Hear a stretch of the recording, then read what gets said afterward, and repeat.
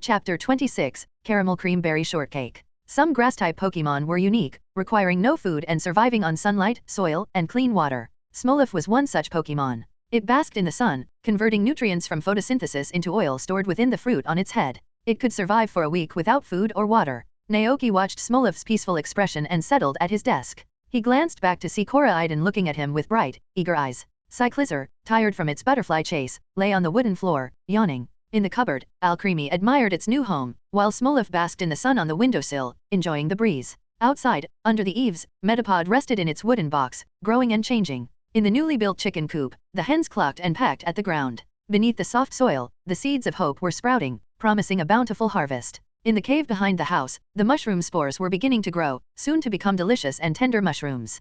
Compared to when Naoki had first arrived, the ranch had transformed. It was bustling with life and activity. A sense of satisfaction washed over Naoki. He took out his ledger and meticulously recorded the day's income and expenses. Spring, year 198, day 14. Income, none. Expenses, chicken coop completion, wooden fence, purchase of 3 hens, 1 rooster, 1 Alcremie, 1 Smoliv, 30,600. Remaining funds, 5,900. As he looked over the names of Alcremie and Smoliv in the ledger, a realization dawned on him. He didn't have to buy Pokemon from the ranch in town. Ranchers weren't trainers and lacked the skills to battle and capture wild Pokemon like Swablu or Moltank. Even if they did manage to catch them, it would take time and effort to train them for ranch work. In comparison, Pokemon bred in captivity were generally docile, wouldn't attack humans, and were eager to cooperate with their trainers. It was indeed more convenient for most ranchers to purchase Pokemon directly from breeders. But Naoki's situation was different. He glanced at Koraidon. As a legendary Pokemon, the Winged King, its combat prowess far surpassed that of ordinary Pokemon. With Koraidon's help, Naoki could do what most ranchers couldn't, capture wild Pokemon and bring them back to the ranch. He decided to explore Casaroya Lake the following day and assess the Pokemon population there, hoping to find more suitable companions for the ranch. As dusk settled over the ranch, Naoki, Koraidon, and Cyclizar inspected the fields. The fast-growing turnips had already sprouted leaves, forming neat rows in the cultivated soil. Thankfully, only a few weeds and no pests, Naoki noted as he pulled out the stray weeds. He looked up at the darkening sky, then led Koraidon and Cyclizar back to the house to prepare dinner. When Alcremie, who had been resting in the cupboard, saw him enter the kitchen, it hopped out and approached the stove, unfazed by the heat. Naoki raised an eyebrow. "Want to help me cook?" he asked, amused. Alcremie, it chirped happily, nodding its head.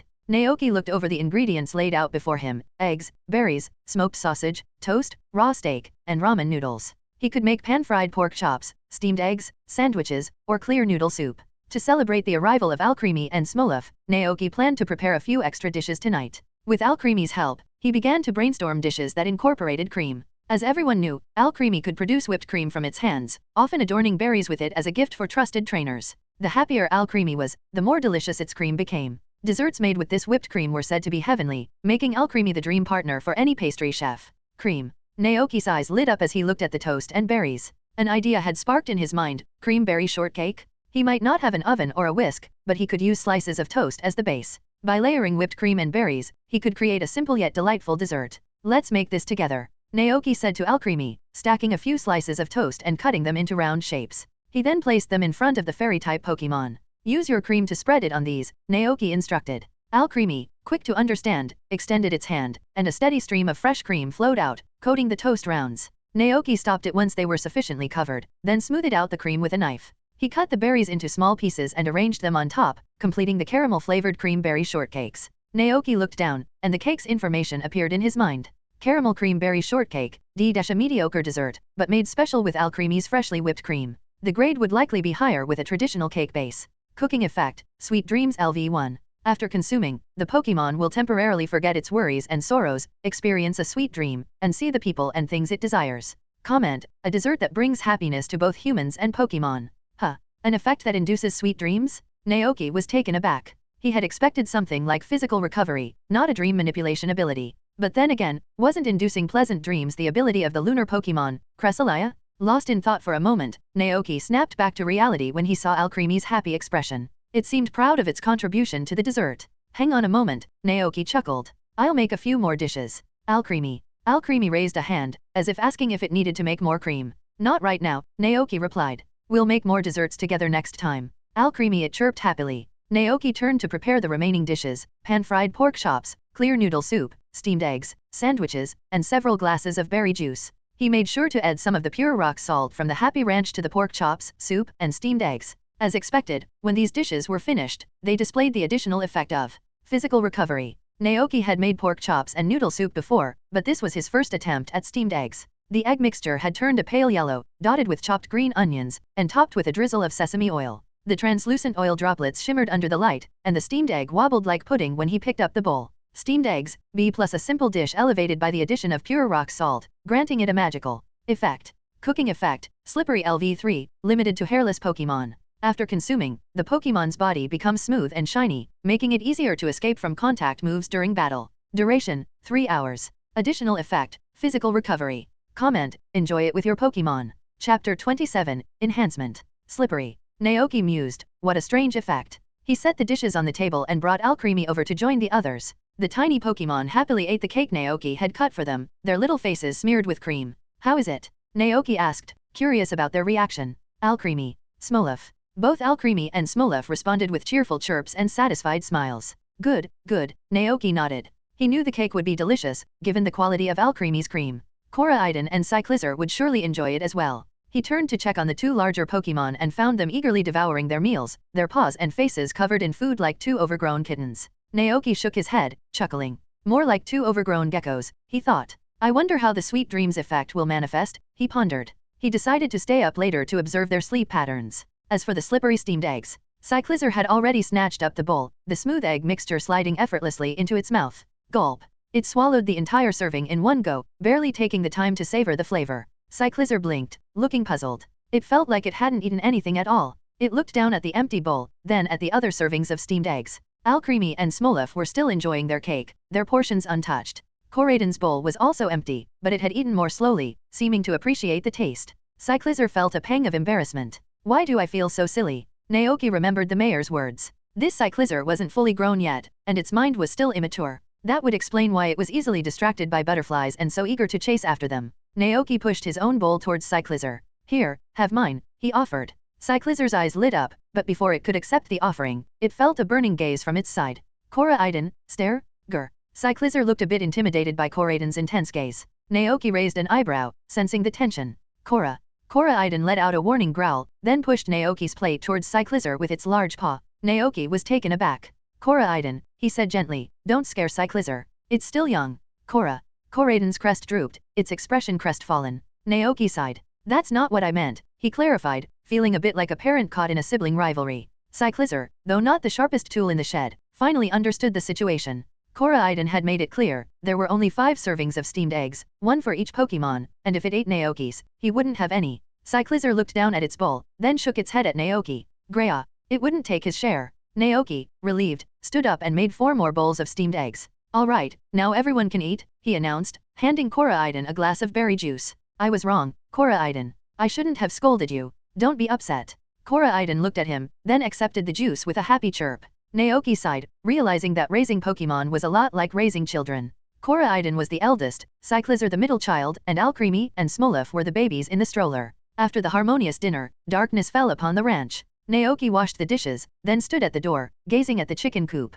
A sudden worry crossed his mind. Had he closed the coop door? He grabbed a flashlight and went to check, sighing in relief when he confirmed the door was indeed secured. Back inside, Naoki fetched a basin of water and gently cleaned the cream off his Pokemon companions. After settling them in for the night, he stepped outside for a quick, refreshing cold shower. Life on the ranch was certainly tiring, but it was infinitely better than the endless overtime he had endured in his previous life. The joy of watching his crops grow and the companionship of his Pokemon filled him with a sense of fulfillment he had never known before. As he reminisced about the past few days, the initial confusion and helplessness faded away. He had found a new purpose, a new life. After drying himself off, Naoki changed into his pajamas and went back inside. His Pokemon were already fast asleep, and as he watched them, he noticed something peculiar, bubbles floating above their heads, each displaying different scenes, as if they were dreaming. Naoki, witnessing the Pokemon's dreamlike states, was taken aback. Is this the effect of sweet dreams? He wondered. He suddenly recalled a similar feature in the game he used to work on. The food would induce dreams in the characters, and as the player and developer, he could view those dreams on screen. It was a feature designed to deepen the player's connection with their characters, making them more invested in their well-being and more likely to spend money on in-game items. So, as the food's creator, he could also see the dreams of his Pokemon. Naoki's curiosity piqued. He watched the dreams of his companions as he dried his hair. Koraidon's dream was simple and straightforward. It soared through a clear blue sky, its head frills unfurled into majestic wings. There were no other Pokemon present, just Naoki and Koraidon, flying together in the endless expanse. Koraidon's expression in the dream was one of pure joy, as if carrying Naoki through the heavens was its greatest happiness. Naoki smiled, touched by the depth of Koraidon's affection after such a short time together. He gently reached out and stroked the sleeping Pokemon's head without waking it. He then turned his attention to Cyclizar. Cyclizar's dream was set not in the sky, but in the familiar cabin. However, it was a winter scene. Snow blanketed the roof and windowsills, and a roaring fire crackled in the fireplace. A thick carpet covered the wooden floor, a few books scattered on top. Naoki was sitting on the carpet, reading, with Cyclizar curled up behind him, serving as a warm cushion.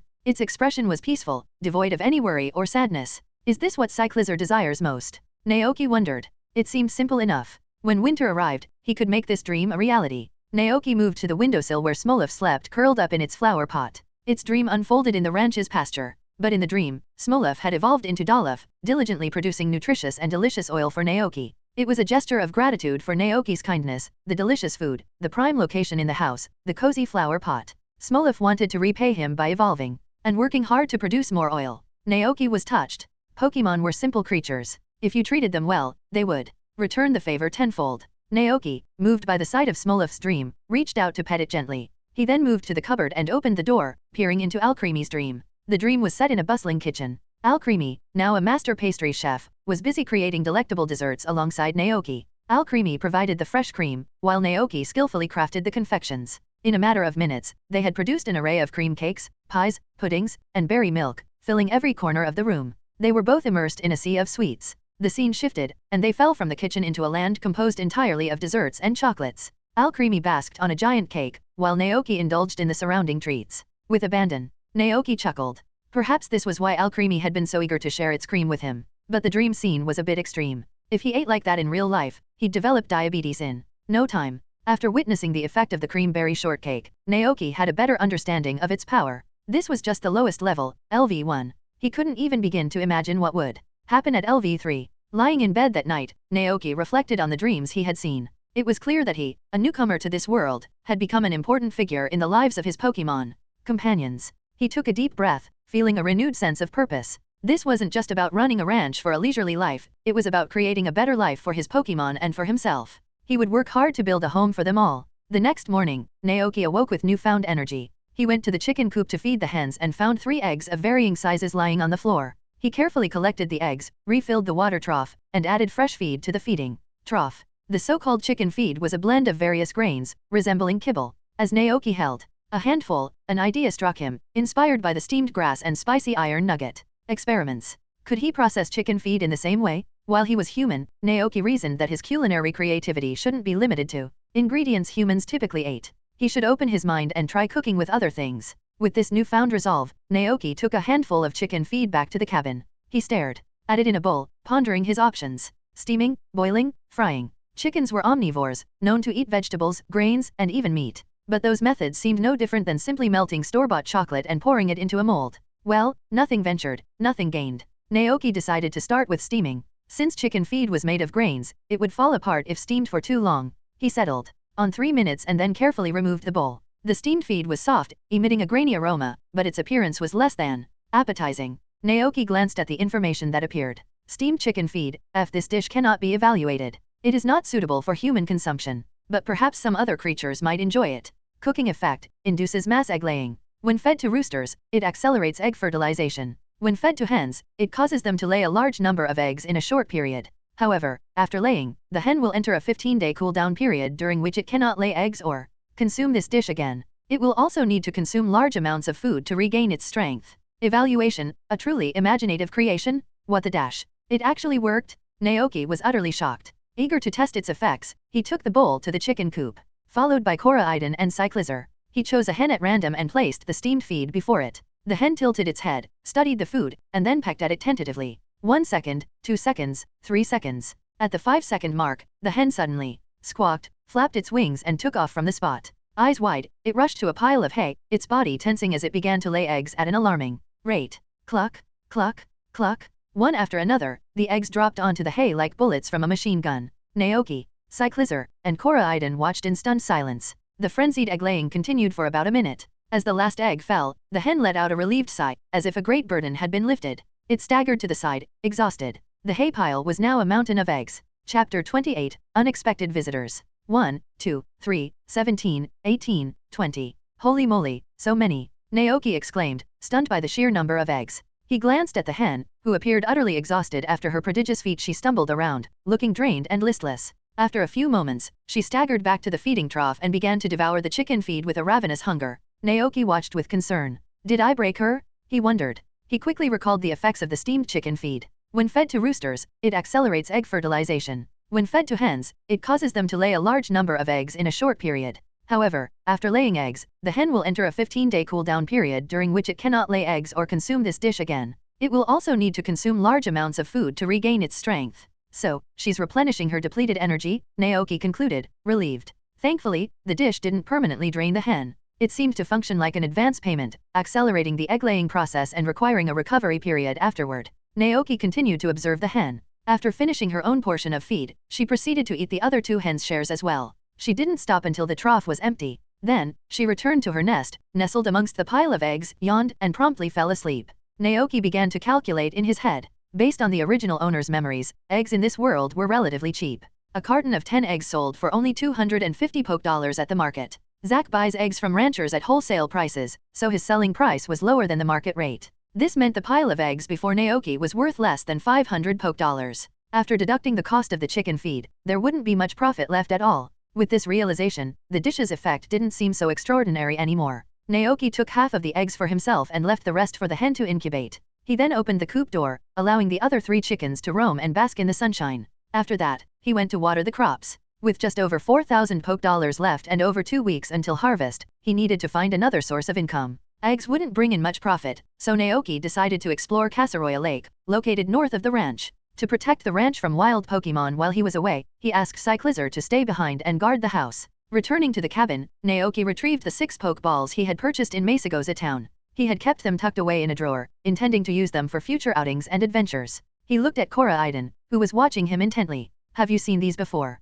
Naoki asked, holding up a Pokeball. Goshi. Koraiden nodded its massive head. Naoki surmised that Koraiden must have seen Pokeballs while it was with Professor Olim in Area 0. In the game, Koraiden was Professor Olim's Pokemon. After Professor Sada's death, it lost a territorial battle against another Koraiden and fled from the Paldea crater, eventually encountering the game's protagonist on a beach. The protagonist then received Koraiden's Pokeball from Professor Olim's son, Arvin. So, did that mean Koraiden's Pokeball was currently in Arvin's possession? Naoki pondered this. Arvin was often called Little Batman because, like Batman, he had lost his parents, Professor Olim and Professor Turo. As their son, Arvin had once lived with his parents and Koraiden. But Koraiden's wild instincts and fighting spirit had eventually led it to attack other Pokemon. Fearing that Koraiden's existence would be discovered, and to prevent further harm to other Pokemon, Professor Olim had reluctantly returned it to the Paldea crater. Young Arvin blamed Koraiden for taking his mother away, and his resentment grew as Professor Olim, preoccupied with research, neglected him. This led Arvin to develop a dislike for both Koraiden and his parents, resenting any mention of them.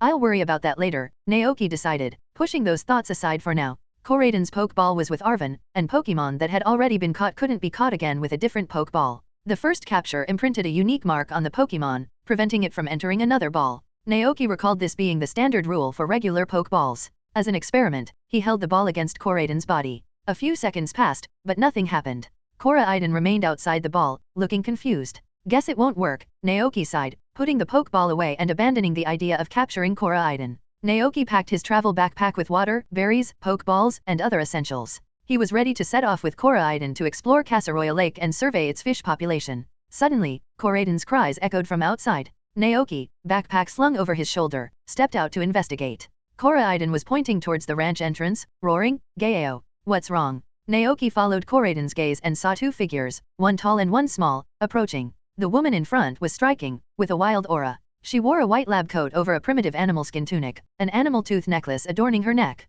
Behind her trailed a young boy, about 8 years old. He shared her short, sandy hair, and they bore a clear resemblance to each other. They stopped a short distance away, their eyes fixed on Naoki and Koraiden. The woman, her gaze lingering on Koraiden, spoke to Naoki with confidence and poise. "Hello there," she began, "did you rescue this Pokemon?" Chapter 29, Determination. Damn it. Naoki gasped, recognizing the woman and boy instantly. Dr. Olim and her son, Arvin. But how? Wasn't Dr. Olim supposed to be dead? Naoki's mind raced as he looked at the young boy beside her. Their resemblance was undeniable. It was Arvin. So, what time was it? Had he arrived 10 years before the events of the game Pokemon Scarlet? But why had Koraidon escaped from the Paldea crater, just like in the game's plot? Now wasn't the time to ponder these questions. Naoki needed to address the situation at hand. He looked at Dr. Olim and Arvin, feigning ignorance. Who are you? He inquired. Dr. Olim studied his face for a moment, then shifted her gaze to Koraidon. I am Professor Olim, she said, and the Pokemon beside you is Koraidon, a creature from ancient times.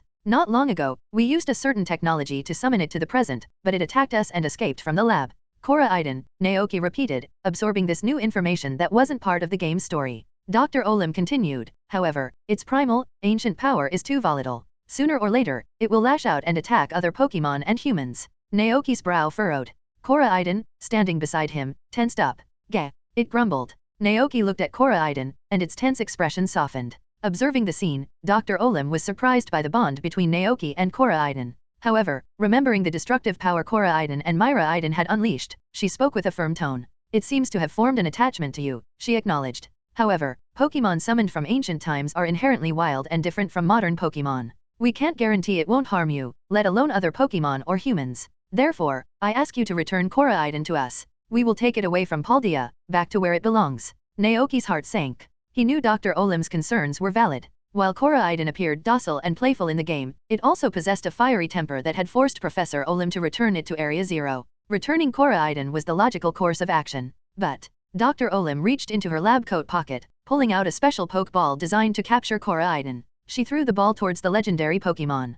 Koraidon watched the incoming projectile, its eyes narrowing in fury. A terrifying energy surged within it. With a defiant roar, Koraidon charged forward, its scarlet body blurring with speed. Its dragon claws, gleaming with a menacing light, swiped downwards in a powerful arc. Before anyone could react, the Pokeball was sent flying, shattered into pieces by Koraidon's claws. Black smoke billowed from the broken fragments. Koraidon then turned its attention to Dr. Olim, assuming an aggressive stance. Alarmed by Koraidon's sudden aggression, Naoki shouted, Koraidon, stop. Simultaneously, young Arvin, who had been watching with a sullen expression, leaped into action. He stepped in front of his mother, protectively. You're not allowed to hurt her. A white light flashed from his pocket as he released his own Pokemon, a Mastiff. Koraidon ignored the Mastiff, its attention solely on Naoki. Hearing his voice, it paused, its anger subsiding. It turned to Naoki and whimpered, a pleading look in its eyes. Gah! Koraidon. Naoki called out tentatively, his heart filled with conflicting emotions. Naoki watched, stunned, as Koraidon approached him and gently wrapped him in a hug with its massive paws, nuzzling against him like a giant, affectionate cat.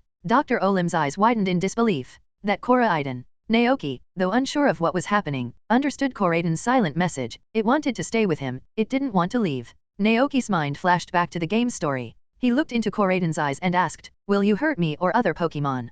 Koraidon shook its head vehemently. Koraidon. Reassured by Koraidon's promise, Naoki turned to Dr. Olim and Arvin. I'm sorry, Professor Olim, he said with conviction, but I can't hand Koraidon over to you. Dr. Olim was taken aback. Why? Aren't you afraid it might suddenly attack you? Naoki shook his head. I trust it. Instead of worrying about what might happen, I choose to believe what I see. And what I see is that Koraidon wouldn't do anything to harm me or others. Dr. Olim was silent, her gaze lingering on the surprisingly gentle Koraidon. She was suddenly curious about what had transpired since it left Area Zero. Dr. Olim had a dream. She envisioned a world where ancient and modern Pokemon coexisted peacefully. Inspired by the Scarlet Book, she and her husband had ventured into the perilous Great Crater of Paldea, established an observatory, and utilized the crystal at its depths to research a time machine, aiming to summon Pokemon from the past and future. However, the Koraidon and Miraidon they summoned had displayed a destructive nature, shattering their hopes. But now she witnessed a different side of the Pokemon known as the Winged King in the Scarlet Book. If you don't mind, Dr. Olim asked, her curiosity piqued. Could you tell me what happened after you encountered this Koraidon? Inside the house, Dr. Olim and young Arvin sat on the guest chairs, observing their surroundings. The room, though small, was well furnished and meticulously organized. A flower pot rested on the windowsill, and within it, a Smoliv basked lazily in the sun, its contented expression a testament to Naoki's care. It was evident that the owner of this place was both tidy and fond of Pokemon. Here you go. Naoki offered drinks to Dr. Olim, Arvin, and Mastiff. Lacking tea, he had improvised with Mumu milk from the Mesagoza market, adding Alcremie's cream and chopped berries to create a simple caramel berry milk. The drink's effect was to evoke sweet memories in Pokemon while restoring their physical strength. Arvin, still sullen, took a hesitant sip and immediately perked up, his eyes widening in surprise. Mastiff, after a few tentative licks, also began lapping up the milk eagerly. Dr. Olim, however, remained composed as she began to explain, my husband, Turo, and I have been researching Pokemon from the past and future in the Great Crater of Paldea. Recently, we successfully developed a time machine and summoned the Pokemon recorded in the Scarlet Book into our world. Naoki focused intently on Dr. Olim's words, a key detail catching his attention. The Scarlet Book, he questioned. Dr. Olim looked surprised. Haven't you heard of it? I have, Naoki replied, choosing his words carefully. He knew the book well, Naoki thought, but the crucial point was that Dr. Olim had mentioned the Scarlet Book, not separate Scarlet and Violet books. As any Pokemon fan knew, Game Freak released the games in 2 versions.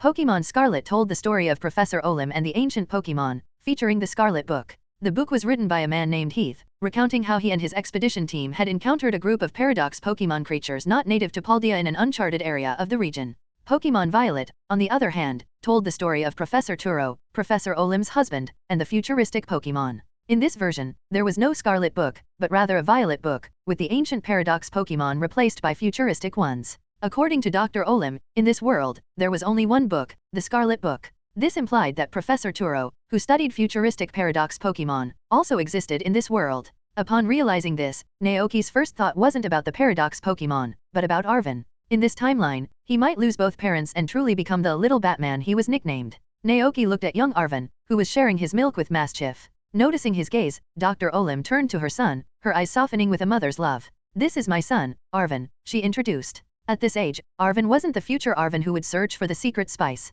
He was just a child, not yet 10 years old. Naoki recalled how Arven had bravely stood up to Korra Aiden to protect his mother and offered a compliment. He's a very brave boy. Due to his parents' demanding work, young Arven mistakenly believed that Korra Aiden and Myra Aiden had taken them away from him, leading to his resentment towards any mention of them. In truth, Arven loved his parents deeply and longed for their attention. But alas, poor child. Naoki felt a pang of sympathy for the boy. Arven looked up, meeting Naoki's gaze with a mix of curiosity and suspicion. Dr. Olim, noticing the exchange, smiled. Arven has always been very independent. My husband and I are often busy with our research, so he's had to look after himself from a young age. Arven lowered his head, silently sipping his milk. Woof woof. Mischief barked twice in agreement. Dr. Olim added, and of course, there's Mischief, who's always by Arven's side. Naoki nodded, then recounted his encounter with Korra Aiden. It appeared in the pasture one night, injured. Cyclizer and I brought it inside and treated it with berries and medicine. It's been living with us ever since. Has it shown any aggression or anger during that time?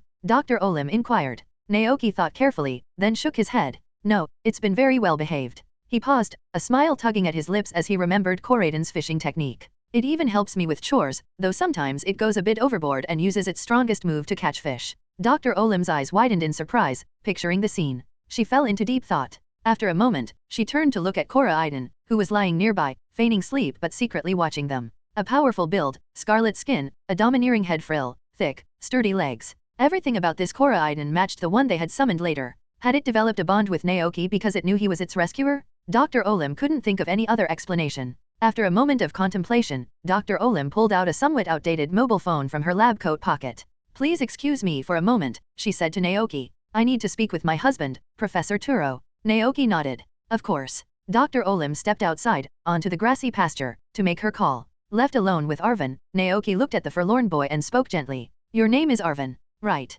Arven withdrew his gaze from his mother's retreating figure and mumbled, yes. Naoki followed his line of sight and said, your mother is a very accomplished scientist. She even built a time machine. Have you ever imagined traveling through time, to see the distant past and future? Arven glanced at Mischief beside him, his voice still muffled. That's their dream. Just then, Dr. Olim returned, having finished her conversation with her husband. She had discussed the situation with Professor Turo, and after careful consideration, they had decided to let Korra Aiden stay with Naoki. Dr. Olim looked at Korra Aiden, then addressed Naoki. Naoki, I will leave Korra Aiden in your care. It seemed they had already reached a decision. Naoki nodded. I'll take good care of it. Dr. Olim added, do you have contact information? Let's exchange numbers. If anything happens to Korra Aiden, or if you need any assistance, feel free to reach out to me. I would also like to learn more about Korra Aiden from you. Chapter 31, Video Phone. I don't have a phone yet, Naoki admitted sheepishly. Dr. Olim was taken aback, then her gaze swept over the ranch's modest surroundings. It was clear that Naoki was just starting out and, judging by his clothes and living conditions, life was a bit of a struggle for him. Understanding the situation, Dr. Olim didn't press the issue. She simply said she would return in the afternoon and left with Arven. Naoki watched them go, puzzled. When they were out of sight, he turned to Korra Aiden, who had been hiding behind the door, peeking out nervously. Naoki let out a sigh of relief. They're gone, he he said with a smile. Korra. Korra Iden emerged from its hiding spot and nuzzled against Naoki affectionately, nearly purring with contentment. Seeing its reaction, Naoki chuckled. Do you like me that much? It had only been a few weeks since they met. Korra Iden opened its eyes, beaming with joy, and began licking Naoki's face enthusiastically. Naoki was no longer afraid of Koraiden's displays of affection. He knew it meant no harm. He wiped the saliva off his face and stood up, gazing at the growing crops in the field. He took a deep breath, feeling a sense of calm and contentment. Dr. Olim had said she would return in the afternoon, so his planned trip to Casaroya Lake would have to wait. Cyclizar was chasing butterflies again, and Metapod was still a few days away from evolving into Butterfree. Smolif was basking in the sun on the windowsill, and Alcremie was resting in its cupboard home. With some free time on his hands, Naoki decided to check on the mushroom cultivation kits in the cave behind the house, taking Korra Iden with him. As they entered the cave, a wave of cool air washed over them. Rows of mushroom cultivation kits lined the walls, and tiny mushrooms had already begun to sprout. Naoki moved closer to examine them, using his ability to check their information. Tiny mushroom, a small mushroom that grows wild in mountains and forests, very rare and can be used in dishes or sold. Quite popular among certain enthusiasts and can fetch a high price. Really? Naoki was surprised. If he remembered correctly, these tiny mushrooms were valuable items in the game, worth 500 poke dollars each if sold. They were far more valuable than eggs. In addition to tiny mushrooms, there were also big mushrooms and bomb mushrooms, which could be sold for 5,000 and 15,000 poke dollars respectively. Bomb mushrooms were said to be so rare that they made the surrounding area fragrant. They were more often used to make expensive perfumes for wealthy clientele than for cooking. Unfortunately, there were no signs of them in the mushroom cultivation kit. Apart from 2 tiny mushrooms, only ordinary mushrooms remained. But Naoki was still pleased. Mushrooms grew quickly, which meant he could sell these tiny mushrooms in a few days and add 1,000 poke dollars to his savings. After checking on the mushrooms' progress, Naoki, seeing it was still early, decided to explore the back mountains with Korra Iden. Compared to their last visit, the back mountains were largely unchanged. The area was mainly inhabited by small, docile bug and grass-type Pokemon, who fled deeper into the forest at the sight of Korra Iden. Naoki didn't pursue them. Instead, he and Korra Iden followed the river that flowed through the ranch, hoping to encounter some water-type Pokemon that could help with irrigation. Unfortunately, the only water-type Pokemon they found were Magikarp and Phoebus. It looks like I'll have to find water-type Pokemon at Casaroya Lake, Naoki sighed, disappointed. Before he knew it, it was noon. Naoki and Korra Iden, having found nothing of interest, looked up at the sun and decided to head back to the ranch. Before leaving, Korra Iden leaned down and gave a playful bark. Korra hi. Naoki, assuming it wanted to carry him, hopped onto its back. But as he settled in, Korra Iden transformed. Its long frill unfurled into wings, and with a powerful thrust from its hind legs, it soared into the air. Whoa! Naoki yelped, clinging tightly to Korra Iden's neck as the ground shrank below. You can fly. Korra Iden let out a gleeful cry. Gahius. Naoki realized that this Korra Iden hadn't yet experienced the territorial battle from the game, and it hadn't been injured. It could fly all along? After the initial shock, Naoki marveled at the sensation of flight.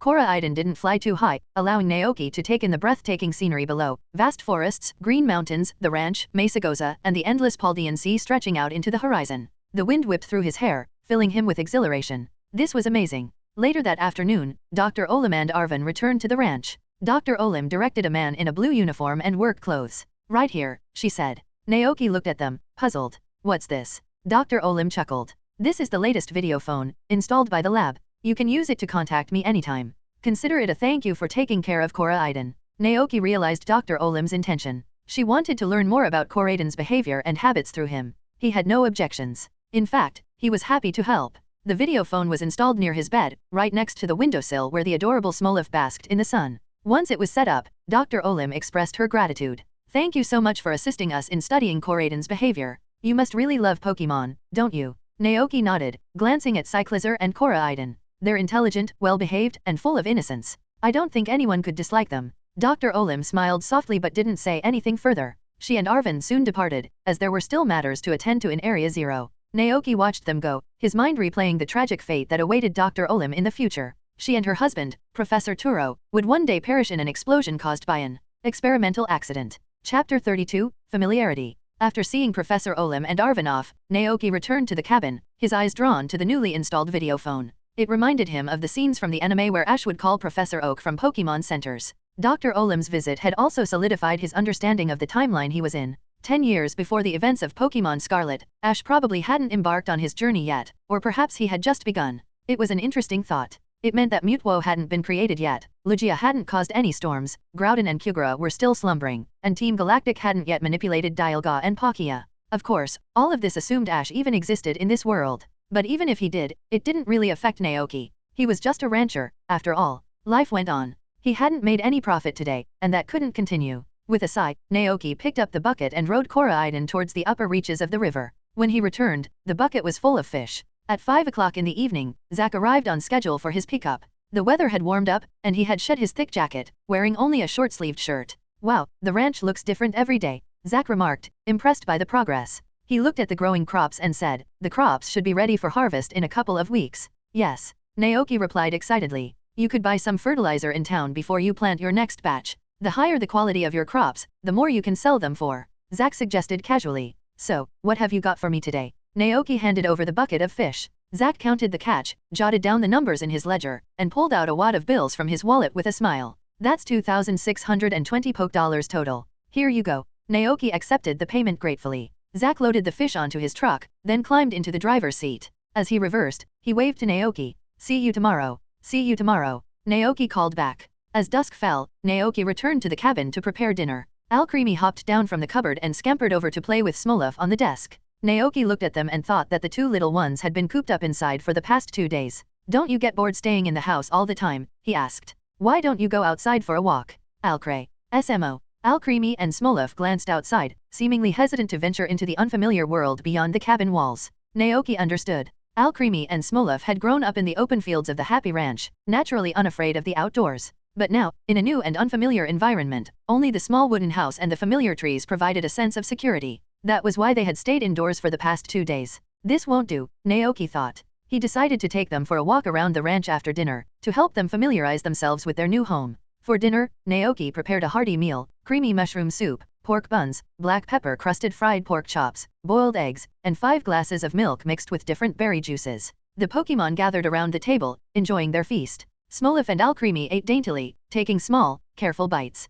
Koraiden and Cyclizar, on the other hand, were less refined, their paws and faces smeared with food. Remember to wash your faces and paws at the tap outside after dinner, Naoki reminded them sternly. He had cleaned up the mess they had made the last time. Koraiden and Cyclizar nodded obediently. They understood. After dinner, Koraiden and Cyclizar dutifully went outside to wash up. Naoki, satisfied with their obedience, turned to the kitchen to clean the dishes. Alcremie and Smolov watched the 2 larger Pokemon, then looked at each other, their eyes darting to their own faces and paws. Alcremie. Let's go wash up too. SMO. Smolov looked at Koraiden and Cyclizar with a hint of fear. Compared to Smolov, Alcremie was slightly braver. After 2 days of cohabitation, it had realized the larger Pokemon meant no harm. It hopped off the chair, clutching Smolov, and cautiously approached the door, peeking out to observe Koraiden and Cyclizar.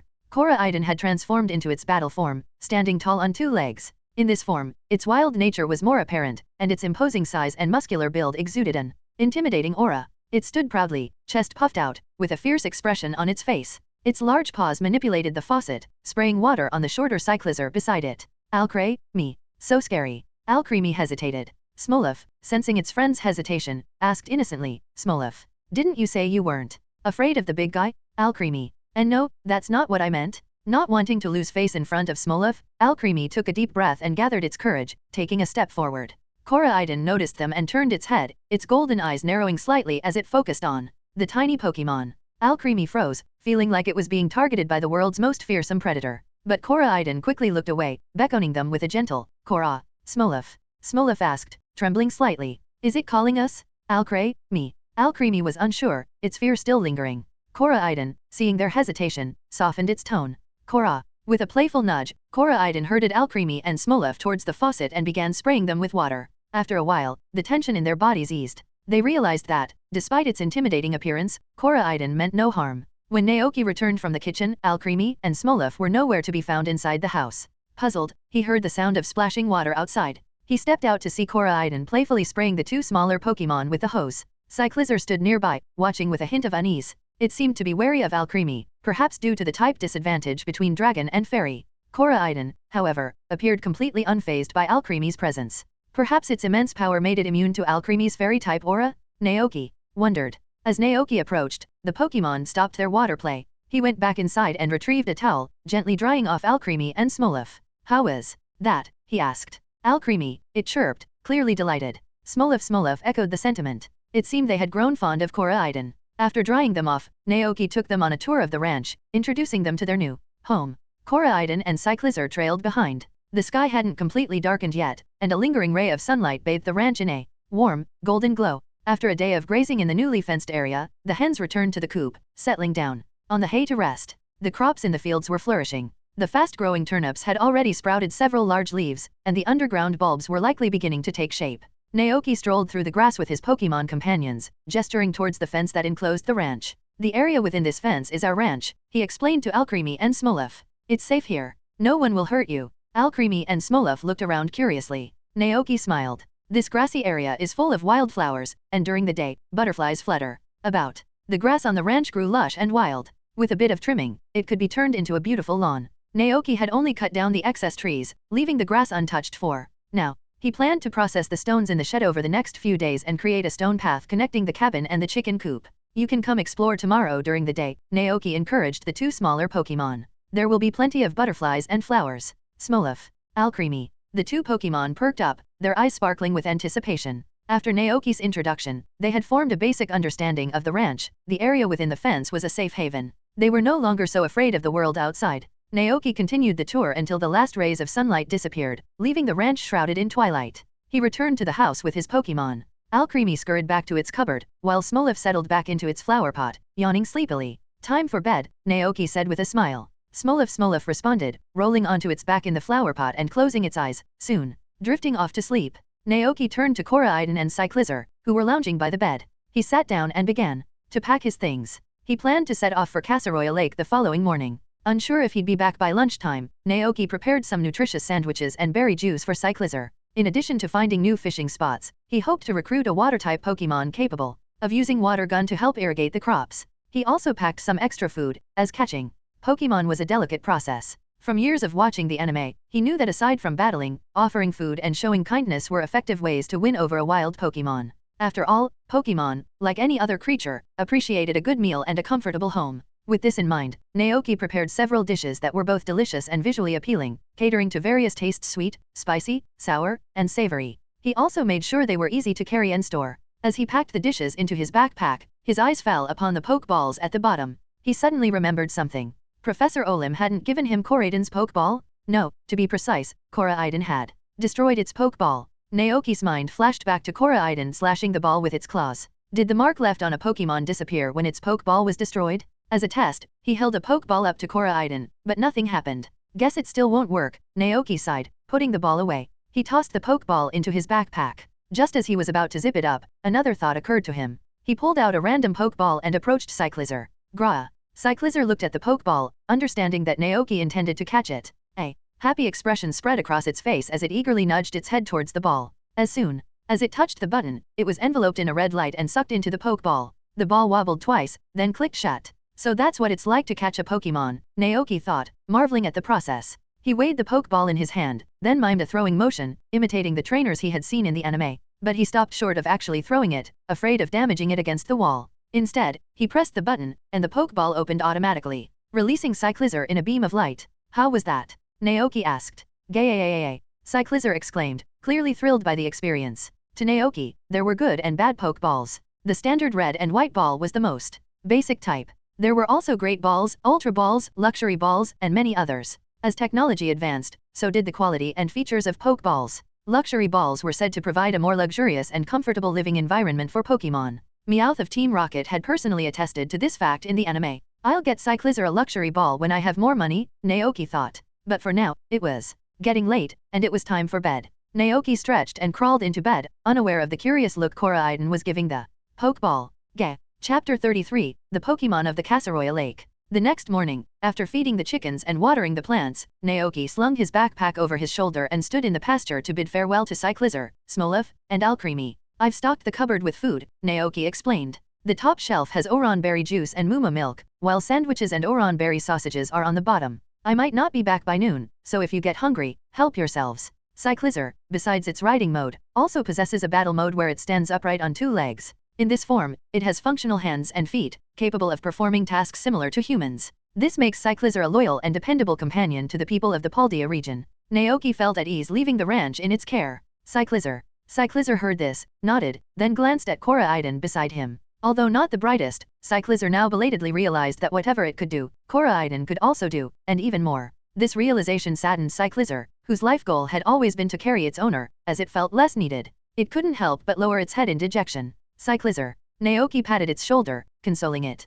Hey, don't be sad. There are many dangerous Pokemon around Kasaroya Lake, and Koraidon's flying ability will help me avoid them. Naoki paused, then continued solemnly, besides, I have something even more important to entrust to you. Cyclizar. Something more important? Cyclizar quickly raised its head, looking over. Naoki explained, I need you to take good care of Smolov and Alcremie, protect our home, and prevent wild Pokemon from coming in and harming our crops and chickens. Can you do that? A strong sense of responsibility welled up in Cyclizar, and it nodded earnestly. Cyclizar. Naoki smiled, very good. He turned to Smolov and Alcremie, saying, see you later. Smolov and Alcremie stood on either side of Cyclizar, gently waving their arms and bodies in farewell. SMO. Alcremie. Naoki climbed onto Koraidon's back. Koraidon leaped with its powerful legs, soaring into the sky with Naoki. The pasture below shrank, and Cyclizar's figure dwindled into a tiny black dot, then vanished. Gazing at the vast Paldea region below, Naoki surveyed the landscape and, after determining their direction, said to Koraidon, let's go. Koraidon.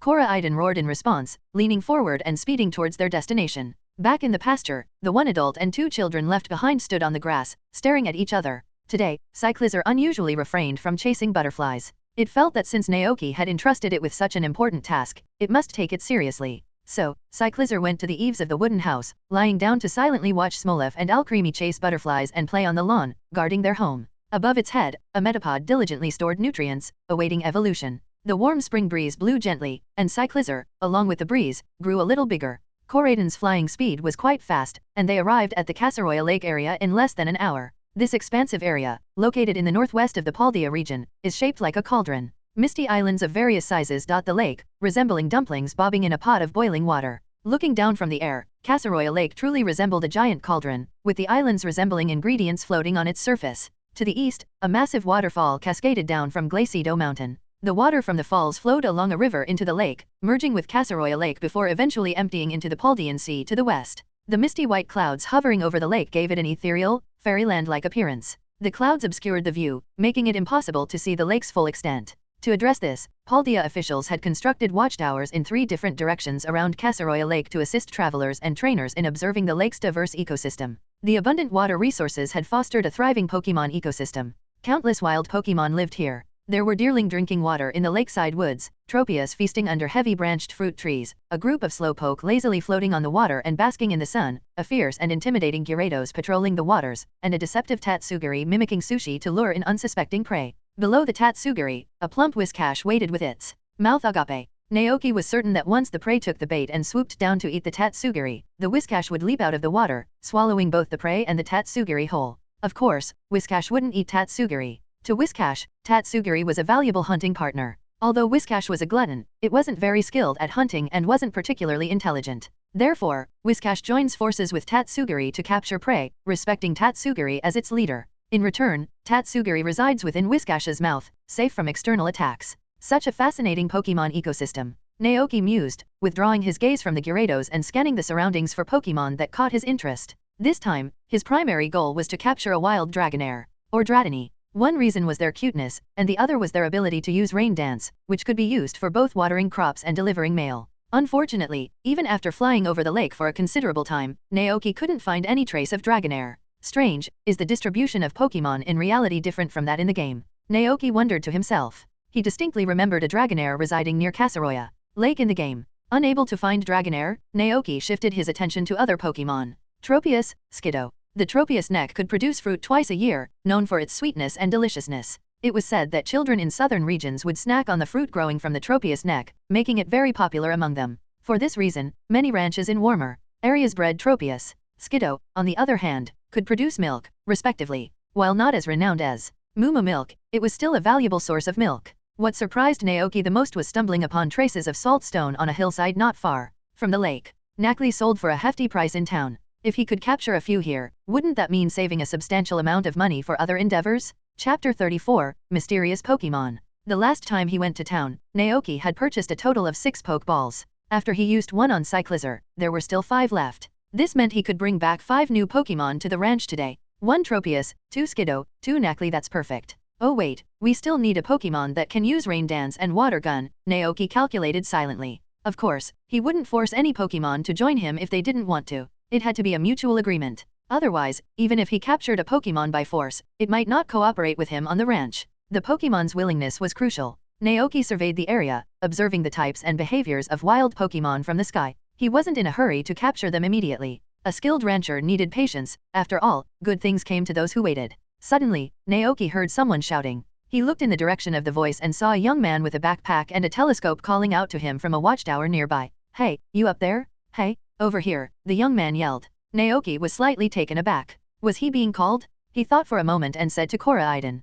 Let's go over there and have a look. Roar. Koraiden responded, turning and flying towards the watchtower by the lake. As they got closer, the man could clearly see Koraiden. His attention was immediately captured, and his eyes widened with curiosity. What kind of Pokemon is that? Koraiden squinted at the man and said, Ga. Naoki introduced Koraiden, and the man, upon hearing the name, quickly grabbed a book from the ground, frantically flipping through the pages. Soon, his eyes grew wide with astonishment. A Pokemon not in the Pokemon Encyclopedia? Doesn't that mean it's an undiscovered Pokemon? This is truly astonishing. The man examined Koraiden with rapt attention.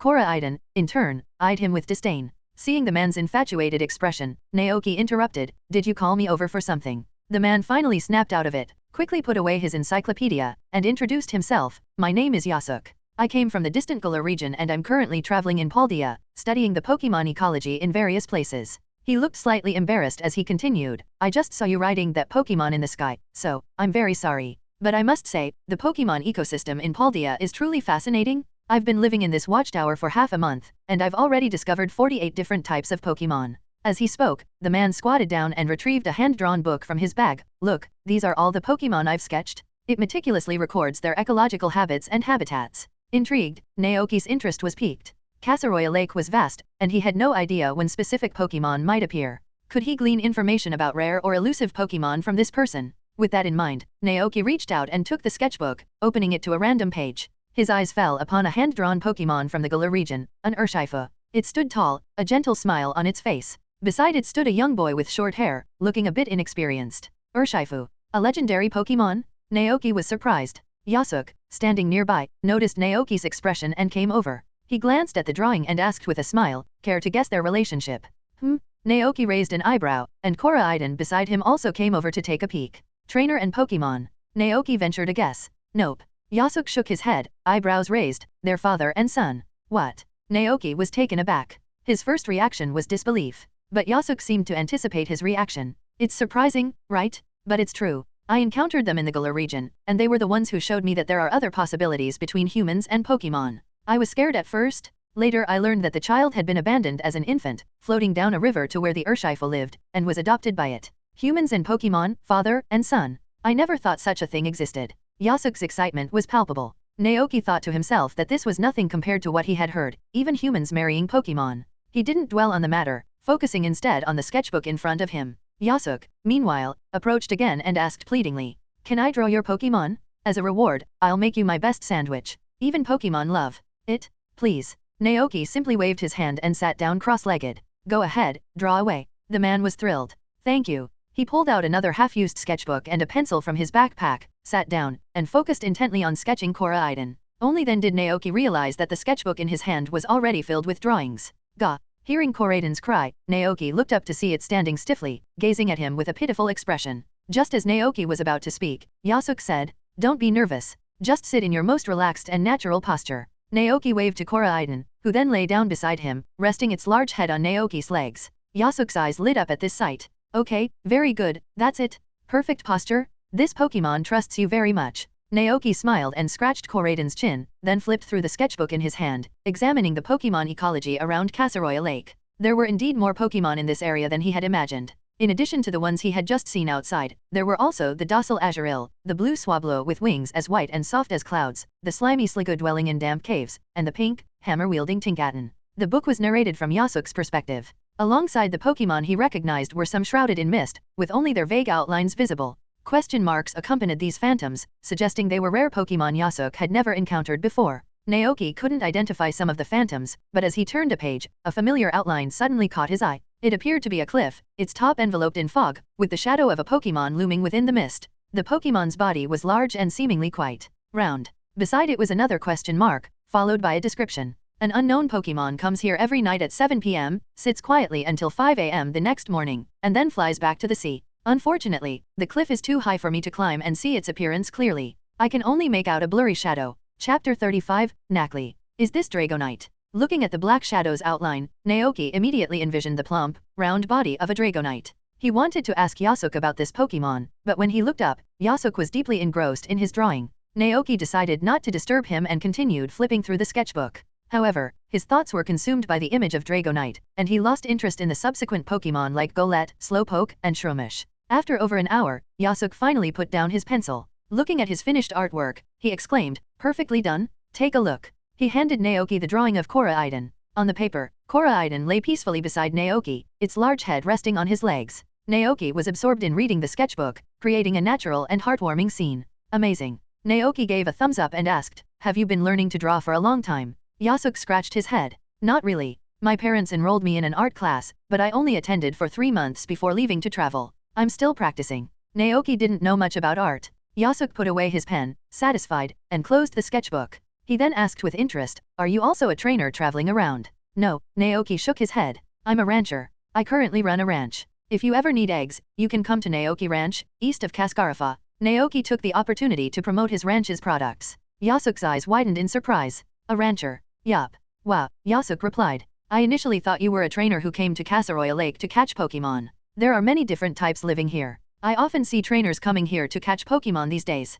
Speaking of wild Pokemon, Naoki turned back to the page with the Dragonite-like drawing and asked, "Is this Pokemon still around?" "You mean that one?" "Yes, it's still there," Yasuke replied, surprised. "Are you interested in it too?" Naoki didn't deny it. "If it's not too much trouble, could you tell me about it?" "Of course." Yasuke recalled, "I spotted it a week ago. At that time, I was investigating a Pokemon native to the Paldea region, on an island in the lake west of Casaroya Lake. It was mimicking the appearance of sushi. Out of curiosity, I wanted to get a closer look, but for some reason, I was suddenly attacked by a crocodile. In a panic, I fell into the lake and was chased by a group of Finian. I ended up washed ashore on a cliff. When I looked up, I saw this Pokemon sitting on the cliff, gazing at the moon. But in the evening, Casaroya Lake gets foggy, and I couldn't see it clearly. I could only make out a blurry shadow. There's no Pokemon like that in the Galar region. I was captivated by it and started observing it. I later discovered that it would arrive there promptly at 7 o'clock every night. It stays there until 5 in the morning the following day, then flies back to the sea without fail. Rain or shine, it's always on time.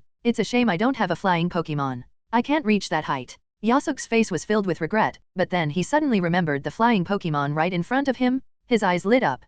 "Could you take me to see what it really looks like? I just want to observe it." "Well, I could." Naoki hesitated. The mysterious Pokemon wouldn't appear until 7 in the evening, but he couldn't stay here for long. He had to return to the ranch and prepare dinner for the Pokemon. After a moment of thought, Naoki asked, "It stays there all night and doesn't leave, right?" Yasuke nodded. "That's right. How about this?" Naoki proposed. "I'll come back here after 7 p.m. He explained the tasks he still needed to complete at the ranch. Yasuke immediately agreed. "No problem, I'll wait for you here." After making the agreement, Naoki rode Koraidon away from the watchtower. He looked at the 5 Pokeballs in his hand and started pondering which Pokemon he should bring back to the ranch. First and foremost, the ranch currently needed Nacli the most because of their ability to produce valuable salt. According to the rancher's guide given by Mayor Clavel, Nacli naturally shed salt particles as they move. Therefore, people build special shelters for them with a unique floor covering to collect the salt. On average, one Nacli can produce a small bag of about 500 grams of rock salt every 5 days. The market price for such a small bag of rock salt is 3,000 poke dollars. The reason for the high price is that rock salt is rich in minerals, and long-term consumption is beneficial to both humans and Pokemon. Moreover, this rock salt can be applied directly to Pokemon to quickly heal their injuries. Excluding the cost of raising them, one Nacli can earn over 2,500 poke dollars in 5 days, which translates to 15,000 per month. With 10 Nacli, a rancher could earn 150,000 poke dollars monthly. And once they evolve into NACL stack, their salt production increases even further. If the rancher treats the Nacli well, providing daily food and spending time playing with them, keeping them happy, healthy, and illness-free, the profits are substantial. With this in mind, Naoki guided Koraidon to the location where he had previously spotted the Nacli, following the memory of its location. It was on the east side of Casaroya Lake, near a rocky area on Glacido Mountain. There was a cave in the back, which seemed to be where the Nacli lived. Naoki gently patted Koraidon's neck. Koraidon gave a cry and landed in front of the cave. Several Nacli that had been basking in the sun and playing on the rocks sensed an unfamiliar presence and fled in panic, scattering back into the cave. Naoki thought, "Am I really that scary?" Although his initial approach had failed, Naoki wasn't discouraged. He took out his prized delicacies, salted dried fish and salted plums. Worried that suddenly entering the cave would scare the Nakli, Naoki chose to stay outside and started tossing the dried fish and plums into the cave. Thank you all so much for the power stones and support. Since we've reached our second milestone, let's set this week's target at 600 power stones. If we can reach it by Saturday, I'll post 3 additional chapters. Also, I've been posting advanced chapters on my Patreon page. If you want to read ahead and support me, please check it out. Patreon.com/keepsmiling818 Chapter 36, New Ranch Ventures. If he remembered correctly, Nakli Pokemon, after evolving into Garganacl, they would actively spray salt on their prey to turn it into seasoned food. Therefore, the specially salted plums and dried fish were very appealing to them. At first, the Nakli who had fled into the cave didn't react. But as more and more dried fish and plums were tossed inside, they could no longer resist. Cautiously, they ventured forward, reaching the treats on the ground, and began to feast. Nakli, Nakli, it's so delicious! A group of Nakli expressed their delight. But the supply of delicacies was limited, and there was more than one Nakli in the cave. Soon, the plums and dried fish were gone. Just as the Nakli were feeling disappointed, a small piece of dried fish suddenly flew in from outside. It landed right in front of them, not far away. A few Nakli blinked, but ultimately couldn't resist the temptation. They moved forward a short distance, picked up the dried fish, and ate it. At that moment, another piece of dried fish was tossed a bit further ahead. The previous fish hadn't been dangerous, so this one must be safe too. This seemed to be the conclusion the Nakli reached after their initial attempt. So, they continued walking and eating happily, slowly being lured out of the cave. By the time they realized what was happening, they had unknowingly arrived in front of the 2 larger figures. Nakli, Nakli. The Nakli trembled in fear. If only they hadn't been so greedy. Naoki. He quickly counted 5 Nakli in front of him. 5, and he happened to have 5 poke balls in his hand. If he could take these 5 back? Naoki cleared his throat and opened his backpack, taking out a plum to offer to the Nakli in front. Here you go. The Nakli froze in place. He then distributed food to the other 4 Nakli. Except for the smallest one, who looked a bit undernourished, the others seemed less afraid of him now. Eat, eat. Naoki tried his best to project kindness, and Koraiden beside him transformed into its gentle riding mode, suppressing its own aura. A few of the Nakli hesitated for a moment, then cautiously began to eat. Naoki glanced at the smallest looking Nakli. Its reaction was a little slow, and it took a while before it started eating. After patiently waiting for them to finish, Naoki couldn't help but reveal his true intentions, his words dripping with temptation. Delicious, isn't it? Nakli, Nakli. Want to eat like this every day? He asked. The Nakli blinked their eyes and replied happily, Nakli, Nakli. Then, come with me. Naoki took out an empty pokeball and said, let's go to my home. I have a ranch. It's very big and there's plenty of food. Just when Naoki thought he had them convinced, the Nakli showed obvious hesitation in their eyes. Nakli, Nakli. Huh. Was it not going to work? Naoki fell into deep thought, and at that moment, Yasuk's voice suddenly came from behind him. Naoki, what are you doing here? Naoki turned around to see Yasuk running towards him with a bag on his back and a look of surprise on his face. Naoki stood up and explained, I want to catch these Nakli and bring them back to my ranch to live with me. Nakli. Following Naoki's gaze, Yasuk saw the Nakli. He looked around as if searching for something. Strange, I remember there was a Garganacl with this group of Nakli. Have you seen it? Garganacl. Naoki shook his head. No, I only saw these Nakli when I came here, and they looked very hungry. Seeing his confusion, Yasuk explained, I've been observing the wild Pokemon around here for a while. A few days ago, I encountered this group of Nakli. They were surrounding a Garganacl. That Garganacl seems to be the leader of their tribe. It usually takes them to look for food and wander around. Look. Yasuk took out his sketchbook and opened a page. It clearly depicted a scene at this location, with a group of Nakli surrounding a Garganacl. The Garganacl held several berries in its large hands, feeding them to the Nakli. I didn't see it. Naoki shook his head. Yasuk stroked his chin, thinking for a moment. That's strange. The Garganacl wouldn't leave the Nakli, and there weren't any Pokemon around here strong enough to defeat it. So, it seems there's only one possibility left. Naoki and Yasuk both reached the same conclusion simultaneously. The Garganacl was captured by a trainer. If that were true, wouldn't that trainer be incredibly irresponsible? They captured the leader, leaving behind a group of hungry young Nakli. If it were him, Naoki thought, he wouldn't leave a single one behind and would take them all back with him. This won't do. Yasuk frowned. Without the Garganacl, other Pokemon will soon come to fight for this territory. The weak Nakli had almost no fighting ability. Hearing this, Naoki became even more determined to catch them and bring them back to his ranch. But judging by the Nakli's expressions, they didn't seem ready to leave yet and were waiting for their Garganacl to return. Naoki, take them back to your ranch. Yasuk urged. But they don't seem to want to leave here, Naoki replied. Then catch them the way a trainer would. Prove your strength to them through battle. Hearing this, Naoki turned and looked at Koraiden. Using Koraiden to battle Nakli seemed too brutal. After some thought, he decided to try his own method. Naoki squatted down and, instead of tempting them with food, he looked at the group of Nakli and asked, "Are you waiting for the gargonacle?" Nakli, Nakli. The Nakli had no hands, feet, or necks, and resembled salt mushrooms. Their design was reminiscent of Minecraft. Naoki couldn't decipher their answer through their actions or words, so he turned to Koraiden for help. Koraiden quickly understood his meaning and nodded. Ga. This confirmed that they were indeed waiting for the gargonacle. Although it was highly likely that the gargonacle had been captured and taken away, Naoki couldn't be 100% certain without seeing it with his own eyes. Therefore, he decided to wait here for a few days with the Nakli. If the gargonacle didn't return after a few days, it would mean it was never coming back. After learning of Naoki's plan, Yasuke resigned. "I can't change your mind, but I understand. I'll help look after them so you can go back to your ranch work worry-free. But as promised, don't forget to take me to see that mysterious Pokemon at 7 tonight." Don't worry. Since he had prepared food in advance for Cyclizar, Smoliv, and Alcremie, Naoki didn't need to worry about them going hungry. So, he stayed at Casaroya Lake until the afternoon before heading back. As he returned to the ranch, before Koraiden even landed, Naoki spotted an elderly woman with gray hair standing outside the ranch, peering in. Naoki approached and politely asked, "Hello, can I help you?" The woman, also very polite, replied, "Are you the owner of this ranch? I'm Pagio Dantes from town. I'd like to ask if you have any goat milk for sale.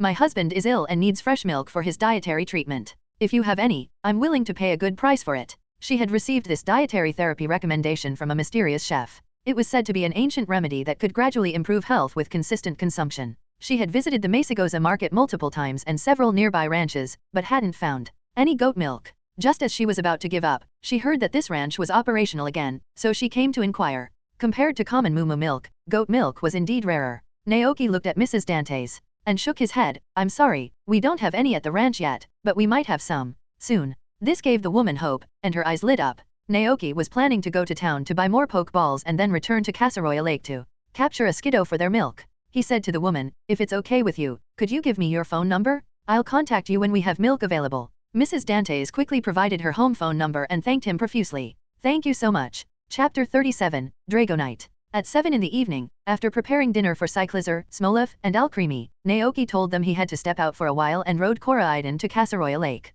The moon was bright that night, casting a light mist over the lake. The hazy moonlight poured onto the water, shimmering silver as Pokemon leaped from the depths, breaking the reflection with ripples. "You're finally here." Yasuke hadn't returned to the watchtower but had set up a simple campsite by the lake. The bonfire in front of the tent was a beacon in the night. Beside him stood a Pokemon holding a shield in its left hand and a sword in its right, its thick black eyebrows furrowed in a calm expression. The group of Nakli huddled by the fire, drowsy. Naoki placed the prepared food in front of them, and the young Pokemon immediately opened their eyes in surprise. "As expected, the Nakli prefer your dried fish to my sandwiches," Yasuke lamented, touching his head. They didn't eat anything tonight. His secret sandwich held no appeal for these salty Pokemon. Looking at the Nakli as they started to eat, Naoki smiled. After all, they're Pokemon born from underground rock salt layers. Their taste in food must be different from ours. Yasuke agreed, "That's true." He glanced at the time and said, "It's already 7:30. When are we leaving?" Naoki replied, "Now." "Great." Yasuke seemed excited. He stood up, took out his sketchbook and pen from his backpack,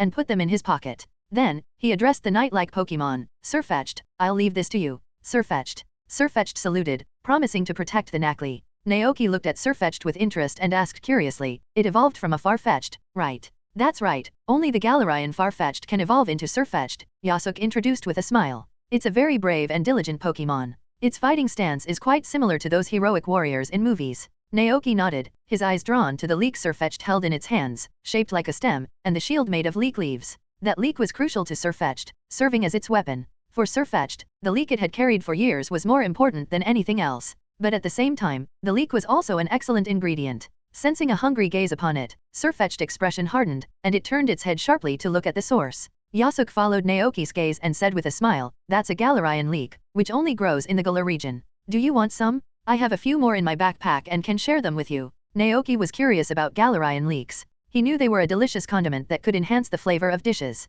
"Thank you in advance, then," he replied. He turned to look at Casaroya Lake in the distance and said to Yasuke, "We should get going. Do you remember the location of that Pokemon?" "Certainly." "Then hop on." Naoki patted Koraiden, and it obediently lowered itself. Naoki mounted first, and when it was Yasuke's turn, he looked flattered. "Can I ride this Pokemon too? Will it be angry?" Hearing this, Naoki looked at Koraiden. For Naoki's sake, Koraiden shook its head generously. "Ga." Yasuke was thrilled. "Thank you so much." He carefully climbed aboard. Once he was securely seated, Koraiden took flight, soaring above the light mist. Yasuk scanned the surroundings, determined their direction, and pointed west. It's on the west side of Kasaroya Lake, near the Paldean Sea. We need to cross the lake first. Okay, Naoki agreed. As night fell, some Pokemon that were difficult to spot during the day began to emerge. Naoki glanced down and saw a few Murkrow perched on branches, like shadowy figures engaged in some unknown activity. Suddenly, Yasuk exclaimed, "Oh my goodness! The Slaycoat is up!" Naoki followed his gaze and saw a Slaycoat pacing back and forth on a patch of grass below. As if sensing an unfamiliar presence, the Slaycoat abruptly raised its head and looked in their direction. It spotted us. Yasuk was startled. As everyone knew, the Pokemon known as Slaycoat was notoriously lazy. It would lie on the ground all day, barely moving, and only ate grass within its reach. Only when the surrounding grass was depleted would it reluctantly move to a new spot. Even if a trainer bothered it, it wouldn't react. Yet, here was a Slaycoat not lying down but actively walking around, with a vigilant expression, constantly observing its surroundings. This behavior didn't seem like a Slaycoat at all. A phrase Naoki had heard while playing the games flashed through his mind: when you encounter a Slaycoat walking around, it's definitely not a Slaycoat, but a Ditto or Zoroark in disguise. So, was it Ditto or Zoroark? Judging by its sharp and alert movements, Naoki figured there was an 80% chance it was a Zoroark. Zoroark, the illusion fox Pokemon, the master of illusions. Intrigued, Naoki decided to move on. Koraidon didn't stop, and the three of them quickly left the area, the Slaycoat disappearing from sight. Naoki glanced back with a tinge of regret. For a moment, he had considered abandoning the search for the mysterious Pokemon to investigate whether it was indeed a Slaycoat or a Zoroark. But he decided against it. He couldn't let a small distraction derail his main objective. There would be other opportunities. Kasaroya Lake was right there, and he could always return to explore later. Naoki refocused his attention. By now, Koraidon had crossed the vast lake and reached the other side. Yasuk, behind him, pointed excitedly at a nearby cliff. That's the spot. Naoki looked over and saw a familiar Pokemon atop the steep cliff. It had a round body, an elegant horn and whiskers on its head, and a pair of small wings on its back. It was sitting on the grass at the top of the cliff, lost in thought, gazing melancholically at the moon in the sky, sighing sadly from time to time. It was a Dragonite. Naoki's heart leaped with excitement. Dragonite, the pseudo-legendary Pokemon of the Kanto region, was incredibly powerful and extremely rare. It was the signature Pokemon of the renowned Dragon Master, Lance. He hadn't been disappointed after all. What Pokemon is that? Yasuk exclaimed from behind him, clearly shocked after getting a clear view of Dragonite. Naoki slowly uttered its name, Dragonite. Koraidon hovered in the air, not landing immediately. It was unclear whether the Dragonite had noticed them or simply didn't care. After observing from above for a while, Naoki had Koraidon land behind the Dragonite. Yasuk immediately took out his pen and sketchbook, capturing the scene of Dragonite gazing at the moon. Hearing the sound behind it, Dragonite turned around in confusion. When it saw the people and Pokemon who had suddenly appeared, it was startled, a surprised expression appearing on its face. Rawr. What? When did they get here? How cute? Naoki thought as he looked at the Dragonite. In real life, Dragonite was very round and plump, its large belly looking soft and inviting to the touch. Those plump, round claws looked adorable too. It was truly a magnificent creature. Naoki desperately wanted to take this Dragonite back to his ranch. He tried to project as much goodwill as possible. Good evening, Dragonite, he greeted. Dragonite blinked its large round eyes, showing no hostility and making no aggressive moves. It simply looked around a few times, sighed softly, then took to the sky, leaving the cliff and flying towards the depths of the sea. Naoki and Yasuk, left behind, looked at each other. After a moment, Naoki asked, "Did we disturb it?" Yasuk, gazing at Dragonite's retreating figure, murmured, "It always seems so sad. Does a Dragonite, a creature at the top of the Pokemon ecosystem, have problems it can't solve?" Yasuk seemed to remember something. "Shouldn't you have sent out Koraidon to battle it immediately, defeat it, and capture it in a Pokeball? That seems a bit harsh for such a powerful dragon, don't you think?" Naoki replied tactfully. "Besides, I'm not a trainer, and I don't plan to become one. Even if I caught it, I wouldn't use it for battles. I just want to live alongside it. You should understand that feeling, right?" I do, Yasuk said. "What about collecting? I've seen people who only catch specific Pokemon for their collections." This reminded Naoki of the obsessive collector in The Power of One. He couldn't help but ask, "It wouldn't be like what I'm imagining, turning it into a specimen for a collection, right?" "No way." Yasuk's eyes widened. "Those people just have unique hobbies, they're not deranged. I met someone who only catches fluffy, cute, small Pokemon. It's said he sleeps with them every day and enjoys being surrounded by them. There are also trainers who only like muscular Pokemon, like Machamp, Blaziken, or Pangoro. I think they must have felt insecure when they were younger." Naoki responded with an awkward but polite smile. "What a coincidence," he thought, "I'm one of them." Yasuk then asked, "But are you going to chase after it?" Naoki pondered for a moment, then shook his head. "No, forcing contact might scare I away. If I'm not mistaken, it'll come back later." We can get to know it slowly then. Besides, he couldn't stay out all night, otherwise, Cyclizer would worry. Yasuk agreed, that's true. The two returned to the campsite on the east side of Kasaroya Lake. After filling their bellies, the Nakli fell asleep, huddled around the warm campfire. Yasuk lowered his voice and whispered, "Are you heading back?" Naoki also lowered his voice, "Yes, I'll come back tomorrow." In addition to feeding the Nakli, he had something more important to do, catch fish in Kasaroya Lake and bring them back to the ranch to sell. If he took the Nakli with him, there would be 5 more mouths to feed at the ranch. Moreover, he needed to find someone to build a special shelter for the Nakli so he could easily collect their rock salt. His limited funds weren't enough. Looking at the salt trails left by the Nakli, Naoki felt a pang of sadness. Money was needed for everything, so he had to work hard. "When you have time, you can come visit my ranch, and I'll treat you well," Naoki offered. Naoki provided the Galar traveler with the exact location of his ranch. Yasuk smiled, "Well, I'll come visit after I finish investigating the Pokemon ecology around Kasaroya Lake." He was very curious about what the ranch built by the young man before him would look like. Naoki smiled and nodded, then bid him farewell, riding Koraiden back to the ranch. Before leaving, he left all the salted food from his backpack with Yasuk. He had to go into town the next morning and might not be back until noon. By the time Naoki returned to the ranch, it was already late at night. Despite the late hour, Cyclizer was still awake, lying under the eaves and looking outside. When it saw Naoki and Koraiden returning, its eyes lit up, and it stood up happily. Naoki walked up to Cyclizer and patted its head. Knowing that Cyclizer had been diligently guarding the ranch, he smiled and said, "All right, I'm back. Go get some rest." Cyclizer went to sleep, and Naoki checked the chicken coop, ensuring the feed and water troughs were full and the chickens were doing well. Seeing that the water trough was nearly empty, he refilled it and didn't go to bed until everything was in order. The next morning, after finishing his chores on the ranch, Naoki headed to town. Following the signs, he found a fishing tackle shop and purchased several extra-large fishing nets. It was a shame that his Metapod hadn't evolved into Butterfree yet, otherwise, he could have made his own nets. The following days were busy for Naoki. He and Koraiden traveled back and forth between Kasaroya Lake, the Paldean Sea, and the ranch, fishing sometimes until the break of dawn. It was exhausting work, not only for him but for Koraiden as well. Despite the hardship, Koraiden had no complaints. In fact, it felt happy and fulfilled. Yasuk, witnessing Naoki's tireless efforts between the lake and the ranch, also realized the hard work involved in running a ranch. Once, when Naoki visited the Nakli and brought them food, Yasuk couldn't help but remark, "You're working too hard, don't you think? You need to relax sometimes." Naoki, sweating profusely, handed Koraiden a bottle of juice to restore its strength and energy, and replied, "There's still a lot to do on the ranch, and many mouths to feed. I have to earn more money." "All right." Seeing that he couldn't persuade Naoki, Yasuk waited for Naoki and Koraiden to leave before turning to the 5 Nakli and trying to convince them. "The Gargonacle was captured by a human trainer and will never come back," he told them. "You see, right? The food these past few days was given to you by that man. He sincerely wants you to come back to the ranch and live with him." Nakli.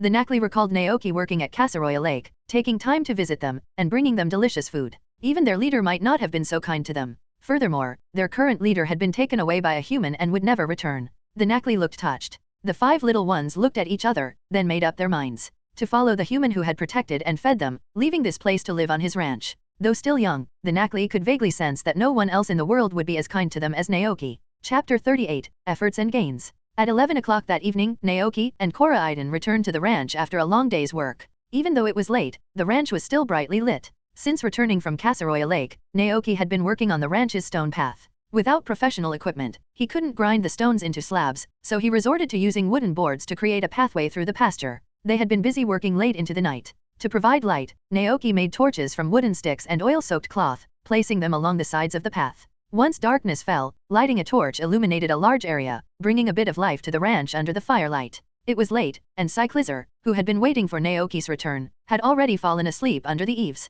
Naoki didn't wake it, but instead worked with Koraiden to pour the fish from their net into the ranch's small lake. Without a vehicle, their fishing method was quite cumbersome. Naoki would scatter bait on the lake, attracting fish together. Then, he and Koraiden would each take a net and fish in separate areas. When the nets were full, they would airlift them back to the ranch. Finally, they would pour the fish into the lake and wait for Zack to collect them the following evening. As long as Koraiden flew quickly enough, they could transport the fish back before they suffocated. Of course, some fish didn't make it, and Naoki would often cook them into dishes to reward Koraiden. For convenience, they had placed an extra-large fishing net at the bottom of the lake beforehand. This way, when Zack came to collect the fish, he could simply gather the net's 4 corners and haul up all the fish at once. It's worth mentioning that to make fish collection easier, Naoki had returned the few Magi carp he had casually tossed into the river back to their original habitat. "Thanks for your hard work." Naoki wiped the sweat from his face with his sleeve and said to Koraiden with a smile. Koraiden also wiped its face with its large paws. Koraiden. Naoki looked around and, seeing that it was getting late, said, "Let's call it a day." They returned to the cabin, and Naoki woke Cyclizer, letting it go inside to sleep. Meanwhile, he went to the kitchen to prepare a late-night snack. The noise they made woke up Smolov and Alcremie, who opened their eyes and looked over. So, Naoki made 2 extra servings. After their enjoyable midnight snack, Smolov and Alcremie went back to sleep. Koraiden, exhausted from the long day, no longer had the energy to compete with Cyclizer. It returned to its spot, yawned, and fell asleep with its paws as a pillow. Cyclizer stood next to Naoki, chirping softly. Naoki removed his dirty work clothes, revealing a thin white t-shirt underneath. "It'll get easier soon," he reassured Cyclizer, stroking its head. "Nothing out of the ordinary happened on the ranch today, right?" Cyclizer, having diligently guarded the house, shook its head and chirped, "Cyclizer. Good job," Naoki smiled. "You've earned a treat." Cyclizer. Naoki patted its shoulder again. "All right, it's getting late. Go to bed. I'll join you after I finish the accounting." Cyclizer obediently went to rest. Naoki pulled out his ledger and recorded the day's income. The ranch's main source of revenue lately had been the fish they caught in Casaroya Lake and the Paldean Sea. Naoki hadn't sold the eggs from the hens. Instead, he used them to make various egg dishes to reward the Pokemon. After deducting the cost of bait and fishing nets, they had earned a total of 43,320 Poke Dollars in the past 5 days. By selling the fish in the lake tomorrow, combined with their remaining money, his savings would exceed 50,000 Poke Dollars. Despite the exhaustion of the past few days, Naoki felt a surge of motivation as he looked at the drawer full of money. The hard work had made him stronger, his muscles more defined, and his skin more tanned. He was starting to look like a real rancher. "This is great. I can finally take a good rest." Naoki stretched lazily, leaning back in his chair and contemplating his plans for the next day. With the money he had earned, he planned to go to town and find someone to build the salt shelter. Although he didn't know if the Knackley would agree to come to the ranch, it wouldn't hurt to prepare in advance. Additionally, he needed to buy more Pokeballs so he could return to Casaroya Lake while the shelter was being built and try to capture the Mariup, Skiddo, and Tropius. By the time those tasks were completed, some of the first batch of crops he had planted would be ready for harvest. After the harvest, the land would need to be plowed again and the next batch of seeds planted.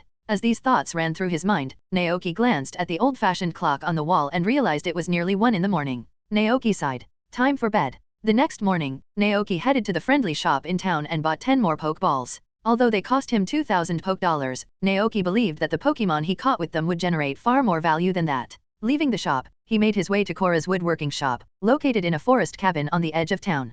Kora, dressed in blue overalls, was chopping wood with an axe. Seeing Naoki approach, Kora raised an eyebrow. "I heard from Zack about what you've been up to lately. He said you and Koraiden have been catching a lot of fish and making a good profit. You're working hard." Naoki smiled. "After all, there are so many Pokemon waiting for me to raise on the ranch. I have to work hard." Kora looked the young man up and down. Compared to their first meeting, he was visibly stronger, his skin more tanned, and he looked healthier overall. "Not bad," Kora complimented. "You're becoming more and more like a real rancher? Have you met any of the other ranchers around here?" Naoki shook his head. "I haven't had time to visit them yet." "What are they like?" Kora chuckled. "Each of them is a strong individual. Years of farm work have made them quite robust. I have a feeling you'll be like them one day." Naoki shrugged nonchalantly. He had never been too concerned about his appearance. After a brief chat, Kora got down to business. "So, what do you want me to build this time?" "A salt shelter," Naoki replied. After careful consideration, he had determined that raising Knackley and collecting rock salt for sale was one of the most profitable ways to make money. So, he prioritized the construction of the salt shelter. Chapter 39, S-Level Milk Porridge. "No problem. The total construction cost is 20,000 Poke Dollars, Kora confirmed. "But speaking of which, do you have any more wood on the ranch?" She recalled that the last time she was there, she noticed almost all the trees on the ranch had been cut down. Kora took the opportunity to promote her products. "If you don't have any, you can buy it from our shop. One piece of wood costs 100 Poke Dollars, and stone is even cheaper, only 50 Poke Dollars each. The 20,000 covered labor and construction costs. If the rancher didn't have their own materials, they would need to purchase them separately." Naoki thought for a moment, realizing that he had been so busy fishing lately that he hadn't cut down any trees at all. There were limited trees left on the ranch. While the back mountain had plenty, large-scale logging would not only harm the environment but also displace some Pokemon. After a brief consideration, he decided, "I'll buy it from you." Kora smiled. "All right, the construction crew will head to the ranch this afternoon to start work. You'll be there, right?" The salt shelter followed a standard design, and Kora knew exactly how much material and space were needed to build one. Naoki nodded and paid the total of 25,000 Poke Dollars. Leaving the carpentry shop, he went to the Mesagoza market to buy some fresh ingredients. It had been a while since he'd developed a new dish. Due to the limited ingredients on the ranch and his busy schedule, he had been making the same few dishes repeatedly. Now that he had eggs and milk, it was time to experiment with new recipes. By the time he returned to the ranch, it was almost noon. Naoki didn't take a break and immediately started preparing the ingredients. With so many mouths to feed, especially Koraiden's large appetite, there wouldn't be enough food if he didn't make a substantial amount. Because of this, Naoki had to prepare a lot of food each day, which took longer to cook. At first, he was inexperienced and would procrastinate until very late, but he soon learned to start cooking in advance. For example, now, at only 10:46 a.m., Naoki was already busy in the kitchen. He scaled and gutted the fish, added ginger, green onions, and a bit of garlic, then used a pre-made sauce for flavor and seasoning, finally steaming everything in a pot. While the fish steamed, Naoki began multitasking. He washed the purchased ribs, blanched them, and then placed them in the rice cooker along with chopped daikon radish to simmer. Cooking every day had improved Naoki's culinary skills, and even his knife work had become more proficient. Time passed, and soon the rich aroma of pork rib soup filled the air. The boiling soup bubbled, causing the rice cooker's lid to rise and fall with the escaping steam, creating a rhythmic gurgle. Koraiden and Cyclizer, drawn by the enticing smell, stared intently at the steaming rice cooker. Naoki, wearing an apron, shook his finger at them. Not yet. The rice isn't cooked yet. We have to wait a bit longer. Go play outside for a while. Koraiden, Cyclizer. Koraiden and Cyclizer didn't want to play outside, so they sat on the wooden floor, their eyes fixed on the cooker. Naoki shook his head in amusement and started to cook rice porridge. He had made plain rice porridge before, an E-rank dish that could restore a small amount of stamina to Pokemon. But this time, looking at the porridge in the pot, Naoki fell into deep thought. What would be the perfect addition? A number of possibilities came to mind: preserved egg and lean meat porridge, carrot and millet porridge, mushroom and chicken porridge, oatmeal porridge, 8 treasure porridge, corn porridge, purple potato porridge. Unfortunately, most of the ingredients weren't available at the ranch. Naoki looked towards the window. The sill was empty. Smolov and Alcremie were probably playing in the sun. Compared to the meat-loving Koraiden and Cyclizer, Smolov and Alcremie preferred sweet flavors. Steamed sea bass and daikon pork rib soup were both savory dishes, so he needed to make something sweet for Smolov and Alcremie. With this in mind, Naoki turned and opened the cupboard, scanning the ingredients inside. Finally, he took out a bottle of mumu milk and some sugar. He poured the mumu milk into the pot and added a suitable amount of sugar. After a while, the name of the dish in the pot changed. Milk porridge, milk porridge made with sugar and mumu milk. Cooking effect, better milk LV1, limited to milk-producing Pokemon. Upon consumption, it slightly improves the quality of the fresh milk produced by the consumer, making it tastier and more nutritious. It also has the effect of restoring stamina. Comments: nutritious milk porridge, suitable for all ages. What? A new recipe? Naoki's eyebrows shot up. Better milk. As the name suggested, eating it could improve the quality of milk produced by Pokemon. The Pokemon that would benefit from it. The image of a Pokemon came to Naoki's mind. Interesting. I can check if there's a chance to catch those when I visit the Nakli this afternoon. However, it was a shame that the effect level of this dish was only LV1. Naoki guessed it was because the quality of the rice he used was rather average. If he switched to better rice and sugar, the dish's enhancement effect should increase further. Seeing that the porridge was almost done, Naoki was about to serve it and call Smolov and Alcremie back for dinner. But just then, he remembered something. There was a small piece of black truffle he had saved in the cupboard. Naoki immediately retrieved the black truffle, recalling the information about it. Black truffle, a premium ingredient of the highest quality, a rare delicacy. It can be made into black truffle steamed eggs with eggs or cream soup with butter. Although it doesn't have any inherent benefits, it can greatly enhance the cooking effect of dishes. As he had remembered, it enhanced the effect of cooking. Naoki's heart leaped. What if he added it to the milk porridge? Without hesitation, he cut a quarter of the small black truffle and added it to the pot. Soon, the name of the dish changed again. From ordinary milk porridge, it became black truffle milk porridge. Black truffle milk porridge, milk porridge made with black truffle, sugar, and mumu milk. The quality of the dish has been greatly improved by the addition of black truffle. Cooking effect, better milk LV3, limited to milk-producing Pokemon. Upon consumption, it greatly improves the quality of the fresh milk produced by the consumer, making it tastier and more nutritious. It also has the effect of quickly restoring stamina. Evaluation: this is superb milk porridge. The nutrients it contains are suitable for the growth of all Pokemon. It is a rare delicacy. Holy moly, it's S rank? Naoki was shocked. He immediately realized the importance of black truffles. What if?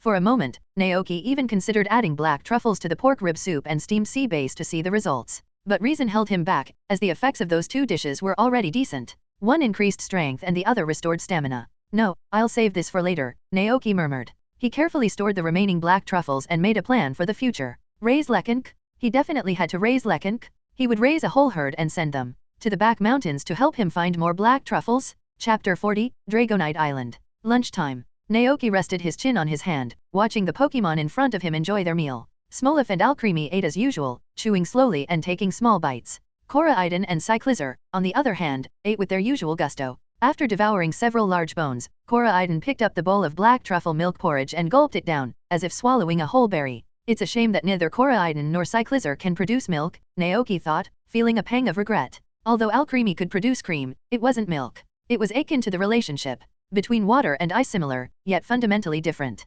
Smolov produced oil, which had nothing to do with milk at all. In the afternoon, Cora arrived on time with the construction crew. Naoki told her the location he had chosen for the salt shelter and then rode Koraidon towards Kasaroya Lake. He wasn't going fishing today but to visit Yasuk and the 5 Nakli. Seeing that Naoki didn't have a fishing net or rod, Yasuk seemed a little surprised. No fishing today, he asked. Naoki shook his head. I need to relax once in a while. Yasuk chuckled. That's not what you said a few days ago. Naoki smiled sheepishly. Okay, I've saved enough money to build the Pokemon shelter, so I'm taking a break until the project is finished. I see. Yasuk winked. I have some good news to tell you too. Naoki was taken aback. What is it? Yasuk turned around and clapped his hands. Everyone, come out. As his voice fell, the 5 Nakli emerged from the cave. Nakli, Nakli, Nakli. Yasuk smiled. They've made up their minds. They've decided to leave here and live with you on your ranch. Naoki was pleasantly surprised. Really? Yasuk didn't answer, and the Nakli responded in unison, Nakli. Naoki was overjoyed. That's great. Yasuk chuckled. What are you waiting for? Get your Pokeballs out and catch them? They've been waiting for a while. Oh. Naoki quickly retrieved 5 Pokeballs from his pocket. He crouched down and placed the Pokeballs on the ground. One by one, the 5 Nakli lined up and walked forward. With a gentle touch of their heads, their small bodies transformed into beams of red light and were absorbed into the Pokeballs. Each ball shook twice before falling silent. The second and third followed, until finally, the last one was caught. Naoki held the 5 Pokeballs in his hand, his heart overflowing with joy. Congratulations. Yasuk said with a smile. Naoki put away the Pokeballs and thanked Yasuk. I should be the one thanking you. You've helped me a lot these past few days. Yasuk waved his hand nonchalantly. It was my pleasure. I needed to research the Pokemon around here anyway. But by the way, have you gone to see that Dragonite these past few nights? Naoki nodded. Yes, I have. Whenever he and Koraidon went fishing, they would also take the time to visit the Dragonite. But, it's the same as the first time. It ignores us, sighs quietly, and leaves. It seems it doesn't like being disturbed.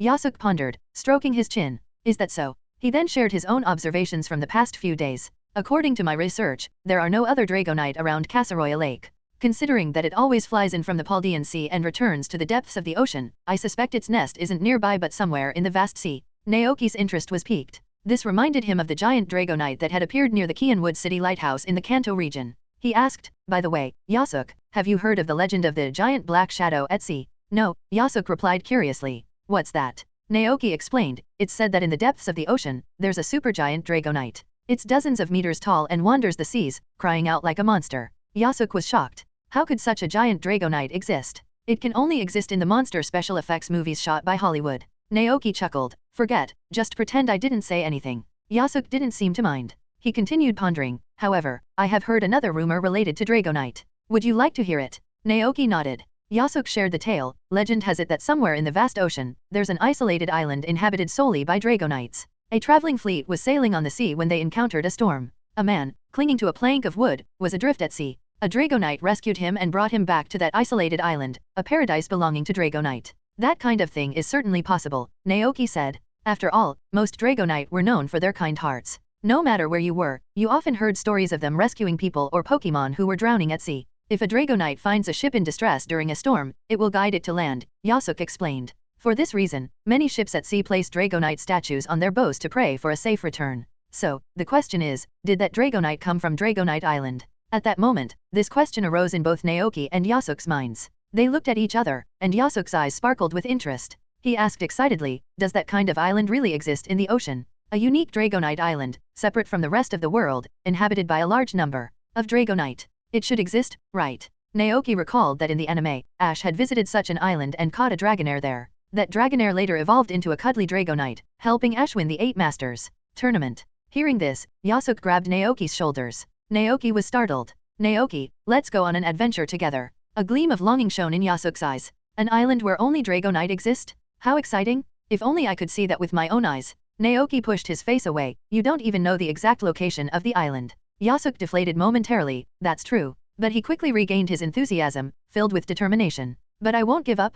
As long as I keep traveling, I'll find that island one day. Good luck. Naoki encouraged him, then waved goodbye. I have to go. Where to? Yasuke asked hastily. Naoki put away the pokeballs containing the Nakli, glanced at the remaining empty ones, and said, to see if I can catch other Pokemon and bring them back to the ranch. For example Skiddo, and Tropius. Chapter 41, Skiddo. As the saying goes, everything was ready except for the east wind. The black truffle milk porridge that could improve milk quality was ready, all that was missing was a milk-producing Pokemon. Let's not talk about Miltank for now. One reason was that after building the salt shelter, Naoki had little money left, and he needed to save some to buy another batch of crop seeds. The second reason was that the Pokemon shelter wasn't repaired yet, so there was no place for Miltank to live. This domesticated, milk-producing Pokemon had certain requirements for its living environment. It was best kept indoors in a warm environment, which was beneficial for milk production. In contrast, Skiddo didn't have such needs, as they were used to a rougher lifestyle. They could generate energy using the leaf-like on their backs, relying only on water and sunlight to survive on rocky mountains with little food. They preferred windswept meadows to indoors, where they could graze on fresh grass anytime, anywhere. Therefore, Naoki planned to fence off the tall grass patch on the west side of the pasture and build an open pen for the Skiddo to live in. I'll go with you. Upon hearing Naoki's plan, Yasuke quickly got up and started cleaning up the campsite with Sirfetch'd. They extinguished the fire and folded the tent into their backpacks. The large tent easily fit into Yasuke's small backpack. Naoki was immediately intrigued and looked surprised. Space bag. Yasuke hummed, amazing, isn't it? Such a small backpack can hold so many things. It's a must-have item for any traveling trainer. Yasuke unzipped his backpack, and Naoki peered inside, seeing a vast space. In addition to the tent, there were tables, chairs, benches, and cooking pots. Amazing technology? It was definitely cutting edge. If he could use this for fishing, wouldn't it be much better than a net? Naoki decided to inquire about Space Bag at the department store in town. For now, he and Yasuke headed towards the area where the Skiddo were known to roam. After hearing about the Pokemon Naoki wanted to catch, Yasuke took the initiative to lead the way. He was very familiar with the area and knew exactly where to find them. The two of them navigated around Casaroya Lake, crossing a shallow beach to reach an area covered in dense grass. There, they spotted a few Skiddo leisurely grazing. 1, 2, 3. There are 3 in total. Which one are you going to catch? Yasuke asked in a low voice. All of them, of course. Naoki replied excitedly. Yasuke was momentarily speechless, but then he remembered how he had criticized the trainer who captured the Garganacl and left the Nakli behind. He felt reassured knowing Naoki planned to take them all. Well, you should go out and challenge them now, Yasuke said, explaining the process of how a trainer captures Pokemon, knowing that Naoki wasn't one. However, Naoki's method of capturing Pokemon was somewhat different from that of typical trainers. He shook his head, declining Yasuke's suggestion, and instead pulled out 3 green dumplings from his bag. Yasuke looked puzzled. What are those? Are they those sticky globs that ancient trainers used to catch Pokemon? He had heard that in ancient times, trainers used something called sticky globs to battle Pokemon in close combat and capture them. Naoki chuckled. No, this is food I prepared specially for them. Green grass dumpling. See, a special dish made with glutinous rice flour as the outer layer, filled with lush green grass grown in spring and a small amount of sugar. Cooking effect, after consumption, slightly increases the chance of a grass-type Pokemon learning a grass-type move. Additional effect, slightly increases the friendliness of grass-type Pokemon. Rating, a very imaginative dish. The Skiddo in real life looked incredibly cute. They resembled small sheep with fluffy dark brown fur, white faces, and a patch of brown fur connecting the face to the back, giving them an adorable cat-like appearance. They had round black noses and bright, round black eyes, which made them look very intelligent. The most charming feature was the leaf-shaped green mane on their necks, making them look like sweet babies wearing triangular scarves. How adorable! Naoki imagined himself riding a Skiddo, going for a leisurely stroll. Yasuke, beside him, chimed in, Skiddo are very docile Pokemon. There are records of them being one of the earliest Pokemon to live alongside humans. Even in modern times, some people living in mountainous areas still ride them on mountain roads. You shouldn't have any trouble catching them. Naoki nodded slightly, then asked Koraiden to stay behind and approached the Skiddo with the green dumplings. The sound of his footsteps immediately caught the attention of the 3 Skiddo. They all turned their heads to look, their bright eyes filled with curiosity rather than fear. Naoki gently tossed one of the dumplings, which landed right in front of one of the Skiddo. It lowered its head, sniffed for a few seconds, then opened its mouth and ate the dumpling. The next second, a happy expression appeared on its face. Ma, so delicious? Naoki repeated this with the other 2 Skiddo, who reacted similarly after eating the dumplings. Only after finishing all 3 dumplings did the Skiddo raise their heads and look at the human expectantly. Naoki gave them a friendly smile. He took out 2 pokeballs from his pocket and said, come with me. This way, you can have this food every day. As soon as he finished speaking, 2 Skiddo ran over to him, nuzzling him gently with their heads. Naoki was taken aback. That was easy. He now understood why Skiddo were one of the first Pokemon to live with humans. Perhaps their ancestors had been offered food by humans, leading them to realize that they could have a steady supply of food by staying close to them. The remaining Skiddo watched its two companions leave with the human trainer for a bit of food, stunned and unable to process what had just happened. Its expression seemed to say, "How could you do this?" Naoki then turned his attention to the last Skiddo. Noticing his gaze, the Skiddo suddenly became alert. It tapped its hooves on the ground. "Ma, human trainer, if you want to catch me, you'll have to prove your strength." Naoki was surprised. He asked tentatively, "Do you want to have a Pokemon battle with me?" "Ma." The Skiddo nodded seriously. Naoki was at a loss for words. He wasn't a trainer. At that moment, the Skiddo looked behind Naoki. Following its gaze, he saw that Koraidon had quietly moved to his side. Yasuke trailed behind, noticing the Skiddo stance. "It wants to battle you," he exclaimed. At this point, the trainer must battle the Pokemon. Only by winning will it be willing to enter a Pokeball and accept you as its trainer. Naoki was aware of this, but he turned and whispered to Koraidon, "Can you battle?" Koraidon immediately nodded, brimming with confidence. "Gah, of course. Just a little goat, watch me defeat it in one move." Naoki had a bad feeling. Seeing Koraidon's confident demeanor, he feared that if Koraidon charged with full force, the Skiddo might be seriously injured. "Don't use all your strength," he urged Koraidon. "Be gentle." "Gah." Koraidon blinked, thought for a moment, and seemed to understand Naoki's meaning. It patted its chest with its large paws, confidently assuring him, "Gah, leave it to me." With that, it transformed into its aggressive battling form and stood opposite the Skiddo. Chapter 42, New Members of the Ranch. With Koraidon entering the scene, the battle for recognition officially began. The Skiddo bleated, its eyes focused and its body lowered slightly. Two long, curved vines, like whips, shot out from its body. "Gah." Remembering Naoki's words, Koraidon symbolically extended one of its claws. A vine coiled around its wrist like a snake. Then, the Skiddo suddenly exerted force. "Baa." The vine wrapped around Koraidon tightened rapidly. This was the Skiddo's signature move, using Vine Whip to ensnare its opponent, then lift it into the air and throw it to attack. Every muscle in the Skiddo's body tensed, attempting to lift Koraidon with the vine. However, the expected result didn't happen. Koraidon remained motionless, merely looking at the vine on its wrist with a hint of confusion. "Baa." The Skiddo was taken aback. The next second, Koraidon grabbed the vine and gave it a gentle tug. The Skiddo's body was pulled forward. "Skiddo equals 0? Koraidon's strength is incredible," Yasuke murmured, eyes wide with amazement. Naoki remained silent, continuing to watch the battle unfold. Due to Koraidon's immense strength, the vine snapped halfway. The Skiddo managed to stop itself and stood up, slightly embarrassed. This Skiddo was agile and decisive. The moment it regained its footing, it launched a razor leaf attack at Koraidon. Simultaneously, Koraidon moved. It lunged forward, raising its right claw high. Energy surged in its hand, forming a massive dragon claw that it swung towards the Skiddo, meeting the incoming razor leaf. The razor leaf hit Koraidon but seemed so light and flimsy that it caused almost no damage. Just as Koraidon was about to strike the Skiddo, it glanced at its dragon claw and suddenly realized this move was a bit too powerful. As a result, it withdrew the surging energy, and the giant white dragon claw instantly shrunk to a much smaller size, then gently patted the Skiddo. "Baa." However, Koraidon had still misjudged its own strength. With a light tap of its claw, the Skiddo was sent flying, landing on the grass behind it.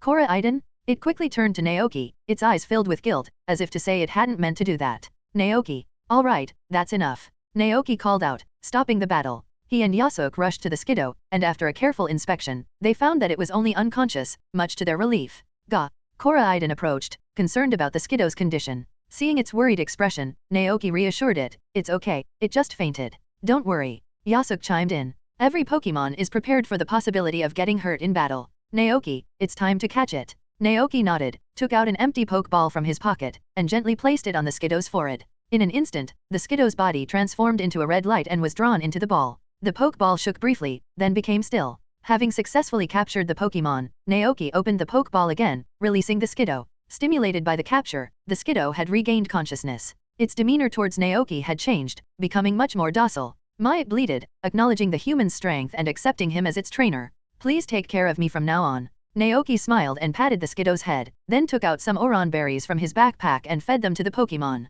Seeing the food, the other two Skiddo eagerly approached. Naoki took out 2 more berries and fed them as well. After they finished eating, he took out 2 more Pokeballs and captured them. The 2 Skiddo didn't struggle or resist at all. The Pokeballs shook briefly before falling silent. Observing this, Naoki couldn't help but think that the Pokeballs were shaking because the Pokemon inside were turning over. "You come back too." Naoki placed the last Skiddo into a Pokeball, then stood up and looked at the shimmering Casseroya Lake in front of him. It was already evening, and the setting sun's glow painted the entire lake a beautiful hue. A gentle breeze blew, and Yasuke suddenly felt refreshed. He took a deep breath and asked, "Are there any other Pokemon you want to catch?" "Tropius," Naoki replied, but then quickly realized he had perhaps collected too many too quickly. 5 Knackley and 3 Skiddo, a total of 8. The facilities at the ranch weren't complete yet, and taking in too many at once would be overwhelming for him to handle. After a moment of thought, Naoki decided to settle the Skiddo and Nakli before considering anything else. Actually, never mind, he shook his head. What's wrong? Yasuke asked. Naoki explained, my ranch is just starting out, and I can't take care of too many Pokemon yet.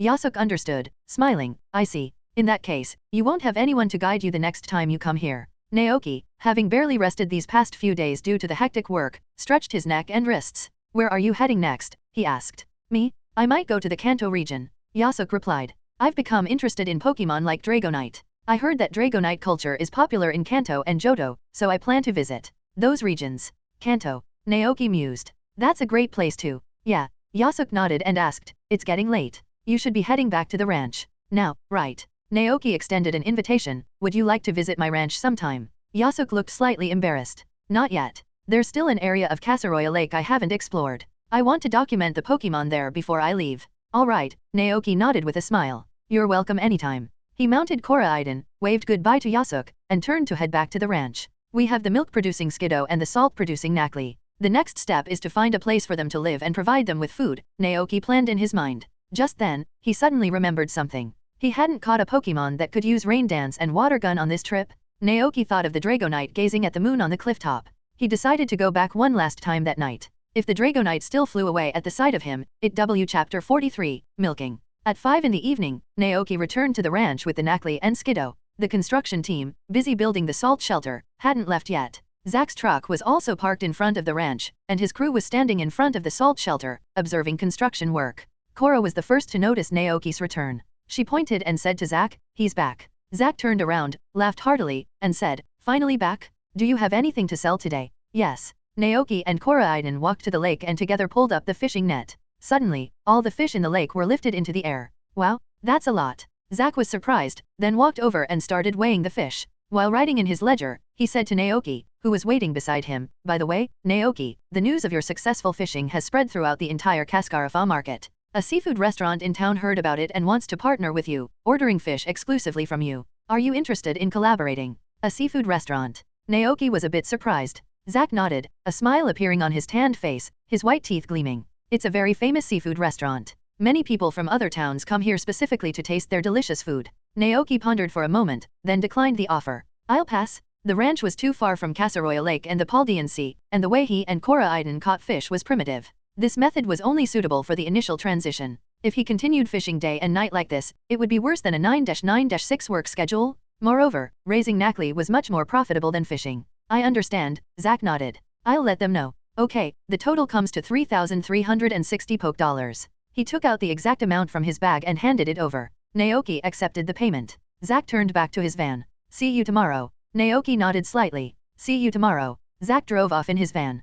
Cora and her construction team also stopped working. It's getting late today. We'll be back tomorrow to continue. Okay. Watching Koraidon leave, Naoki took out 8 Pokeballs from his backpack and released the Nakli and Skiddo one by one. The 8 Pokemon looked around curiously. This is our home from now on, Naoki declared. Nakli dash. Ma. The Nakli seemed happy, while the Skiddo were immediately drawn to a lush green meadow. They ambled across the vast grassland, occasionally lowering their heads to nibble on the fresh, verdant grass. Since the salt shelter hadn't been built yet, Naoki brought the Nakli inside the house, choosing to let them stay there overnight. The Skiddo remained outside, where they preferred to be on the grass. After briefly introducing the Pokemon to each other, Naoki hurried to the kitchen to prepare dinner. Cyclizar and Smolov didn't react much to the new arrivals. Cyclizar went outside to watch the Skiddo graze, Smolov lay sleepily in its flower pot, and Koraidon followed Naoki to the kitchen. Alcremie, however, was curious about the Nakli. Alcremie. The Nakli timidly looked at this Pokemon that exuded a sweet fragrance. Compared to them, Alcremie was larger, and being new to the environment, the 5 Nakli huddled together in fear.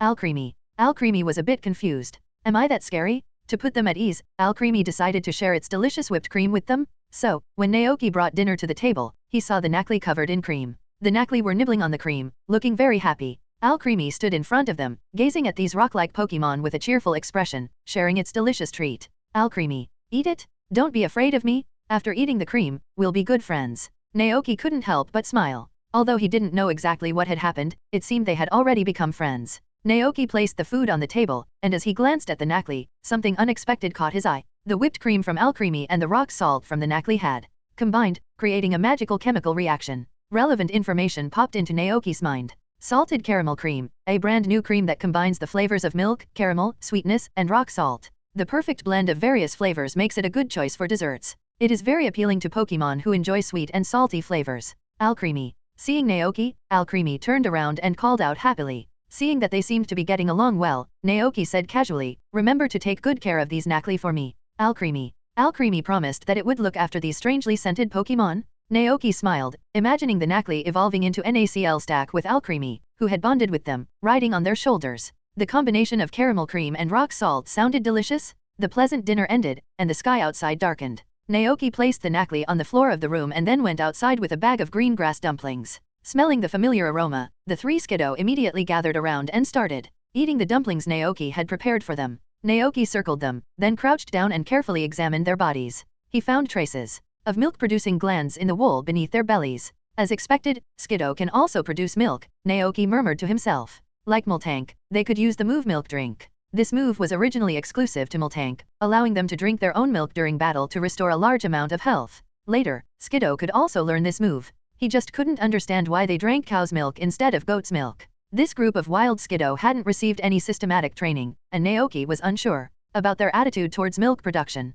After pondering for a moment, Naoki pointed to the milk-producing glands of one Skiddo and asked, "Can I touch this? Can I try to get some goat milk from here?" Immediately after asking, Naoki felt a bit awkward. But the Skiddo didn't seem uncomfortable. It looked down, a confused and puzzled expression on its face. In its understanding, only baby Skiddo, who were still growing, drank milk. The trainer wanted its milk, but the trainer wasn't a baby, was he? Chapter 44, A Dragonite's Wish. BAA. The Skiddo let out a confused bleat. The other two Skiddo also looked over in puzzlement. Naoki felt a bit embarrassed. Fortunately, at that moment, a metaphorical light bulb appeared above the head of one of the Skiddo, and it seemed to have a sudden realization. BAA. Maybe the trainer wants to give the milk to other Pokemon on the ranch? Skiddo could produce a lot of milk, and if there were baby Skiddo that needed it, they would provide it. If there were no baby Skiddo, they would store it temporarily. Therefore, the three Skiddo remained indifferent to Naoki's request. "Ma want milk? I'll give it to you? You're our trainer, and you feed us such delicious food?" Naoki looked at the Skiddo, still a little puzzled.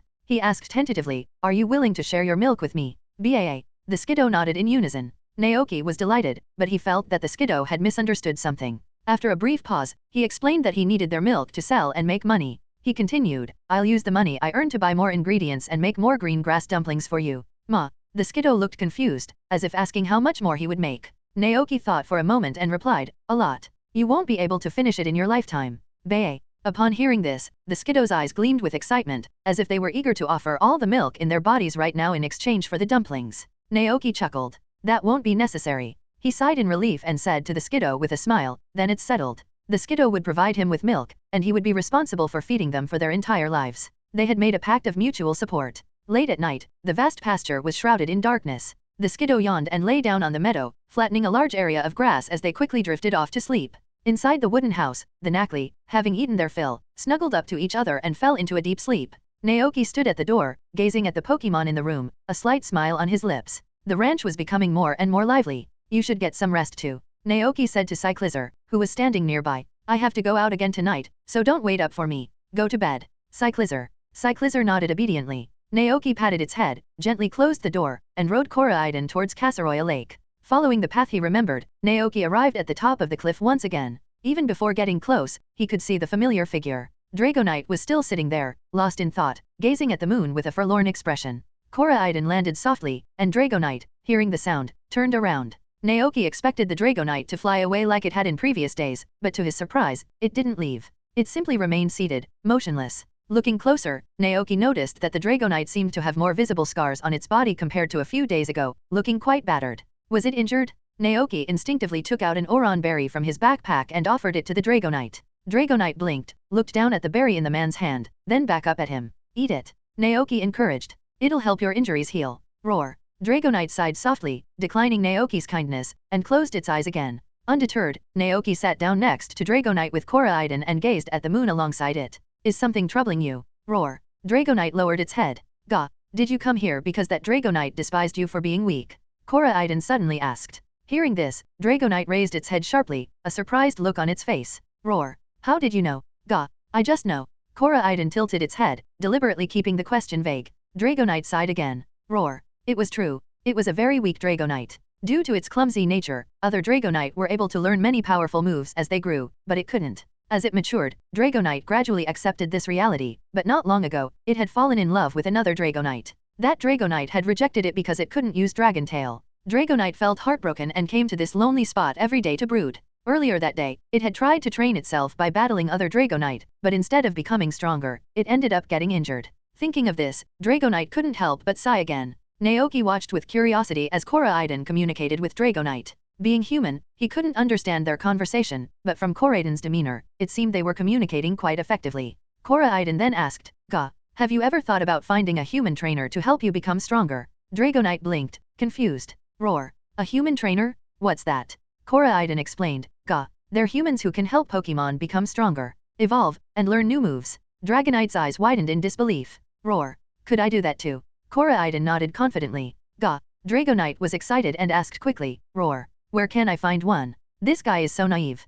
Koraidon felt a bit tired and turned to look at Naoki. Dragonite followed its gaze and then asked hopefully, Roar. Is he a trainer? Koraidon nodded. In the next moment, Dragonite stood up excitedly. Naoki was stunned, and then Koraidon used its claws to retrieve a Pokeball from his pocket. Naoki was confused. He took the Pokeball Koraidon offered him, and before he could ask any questions, he heard Koraidon and Dragonite talking. Then, Dragonite extended its claw. The moment it touched the Pokeball button, its body was engulfed in a red light. Witnessing this, Koraidon seemed satisfied. Gah, now I can finally get some sleep? Naoki was still baffled. He looked at the Pokeball in his hand, then at Koraidon, and couldn't help but ask, what did you say to it? Why did it suddenly change its mind? Gah. Koraidon shook its head, indicating it hadn't said anything, then pointed at the Pokeball and flexed its muscles. Naoki was taken aback and guessed, it wants to become stronger. Gah. Koraidon nodded happily. What the heck? Wanting to become stronger, so it needs a trainer? Why was this Dragonite acting so foolishly? But he wasn't a trainer? Naoki looked at the Pokeball in his hand. This should be considered a successful capture, right? Chapter 45, Delivery Duty. Upon returning to the ranch, Naoki was still perplexed. Judging by Koraidon's actions and cries, it seemed to have learned from Dragonite about its desire to become stronger, and that Dragonite was unaware of what a trainer was. Then, Koraidon had recommended Naoki to Dragonite, claiming he could help Pokemon become stronger. While technically true, it was also how Dragonite excitedly entered the Pokeball, completely unaware that Koraidon might have been exaggerating. Was it innocence or naivete? Naoki couldn't tell. Koraidon landed on the ranch, and Naoki released Dragonite from the Pokeball. Seeing the wounds on its body, Naoki offered it an Oron berry again. This time, Dragonite didn't refuse. It reached out its claws, took the berry, and ate it eagerly. As long as it became stronger and learned more moves, it could return to the island and prove itself to the Dragonite that had rejected it. But how could it become stronger? Dragonite looked expectantly at the human in front of it. Naoki couldn't help but facepalm. Let's call it a day. It's getting late, and I'll try to find a way to help you become stronger tomorrow. Roar. Dragonite looked a bit disappointed. Due to limited space in the cabin, Naoki returned Dragonite to the Pokeball for the night. The next morning dawned bright and clear. Naoki got up and started working on the ranch with Cyclizar and Koraidon. Dragonite followed them eagerly, anticipating their help in making it stronger. As Naoki put feed and water in the chicken coop, he turned to see Dragonite trailing closely behind. He was momentarily speechless. Naoki returned to the cabin, quickly cooked a steak to temporarily boost strength and stamina, and fed it to Dragonite. After eating, Dragonite's eyes lit up, feeling a surge of energy in its body, as if it had boundless strength. This further solidified its trust in the human before it. Stay on the ranch, Naoki instructed. I have to go out and take care of some things. We'll talk in the afternoon. Work on the ranch was always busy. After feeding the chickens and watering the plants, Naoki still had to go to town for daily necessities. Roar. Okay. Naoki left Dragonite in Koraidon's care and, after giving Koraidon some instructions, rode Cyclizar to the town. This time, he mainly planned to buy some milking equipment and ingredients. His first stop was the Pokemon Center. Upon entering, he saw the girl who had delivered Smoliv and Alcremie to his ranch. She was wearing an apron and cleaning with a rag. When she saw Naoki, she immediately stood up and greeted, Mr. Naoki, good morning. Hello, Naoki replied, looking around. Where's your grandfather? The girl replied, Grandpa went out on business today. I can help you with anything you need. I see. Naoki didn't pry further and simply explained his purpose. The girl looked surprised and asked, did you catch a Pokemon that produces milk, Mr. Naoki? Naoki nodded. Yes, since the ranch is just starting, there isn't enough money to buy all the supplies, so I thought I could catch them myself. I see, Mr. Naoki must be a very good trainer. The girl then went to a shelf in the back and retrieved an item. This is a milking machine. We also have milking buckets and glass bottles. Typically, a Skiddo produces milk once every 2 days, yielding about 2 to 3 kilograms each time. The rancher uses the milking machine to collect the milk into buckets, which is then transferred to glass bottles. From there, it can be stored for personal consumption or used to make cheese and other products, or it can be sold. The selling price varies depending on the quality, with higher quality milk fetching a higher price. Under normal circumstances, a 300 ml bottle of goat milk sells for around $200. Of course, the rancher can also sell it in bulk, with the buyer paying based on the quantity. Naoki had researched this beforehand. He purchased a milking machine, 3 milking buckets, and 200 glass bottles for packaging, all for a total of $4,600. After paying, the girl said, "All right, I'll deliver these items to your ranch later, Mr. Naoki. Thank you for your trouble." Naoki thanked her politely, then rode Cyclizer to the market to buy a large quantity of glutinous rice flour, sugar, and various ingredients that Pokemon typically eat. The glutinous rice flour, sugar, and grass could be made into the green grass dumplings that the Skiddo loved. He planned to make a large batch at once and store them as feed. Having completed his tasks, Naoki didn't linger in town. By the time he rode Cyclizer back to the ranch, the construction team had already arrived and begun work. Seeing Naoki, Cora glanced at the dazed Dragonite not far away, a surprised expression on her face. "I never thought you could catch a rare Pokemon like Dragonite." Naoki hesitated. Could he tell her that this Dragonite had followed him back on its own? But Cora didn't pry further. She simply made a casual remark and continued her construction work. Naoki turned and put the purchased ingredients into the cupboard. By the time he came back out, the milking machine, bucket, and glass bottles had been delivered. After receiving the items from the girl, Naoki took them to where the 3 Skiddo were grazing. The 3 Pokemon stood up obediently. Naoki carefully attached the milking machine to their udders, placed a bucket underneath, and with a gentle squeeze, sweet-smelling goat milk flowed into the bucket. "Am I using enough force? Are you uncomfortable?" Naoki asked. The Skiddo shook their heads, indicating they were fine. "That's good." Naoki breathed a sigh of relief and continued milking. By the time all 3 Skiddo were milked, the bucket was nearly full, weighing about 15 pounds. Naoki checked the specifications, 7.5 liters.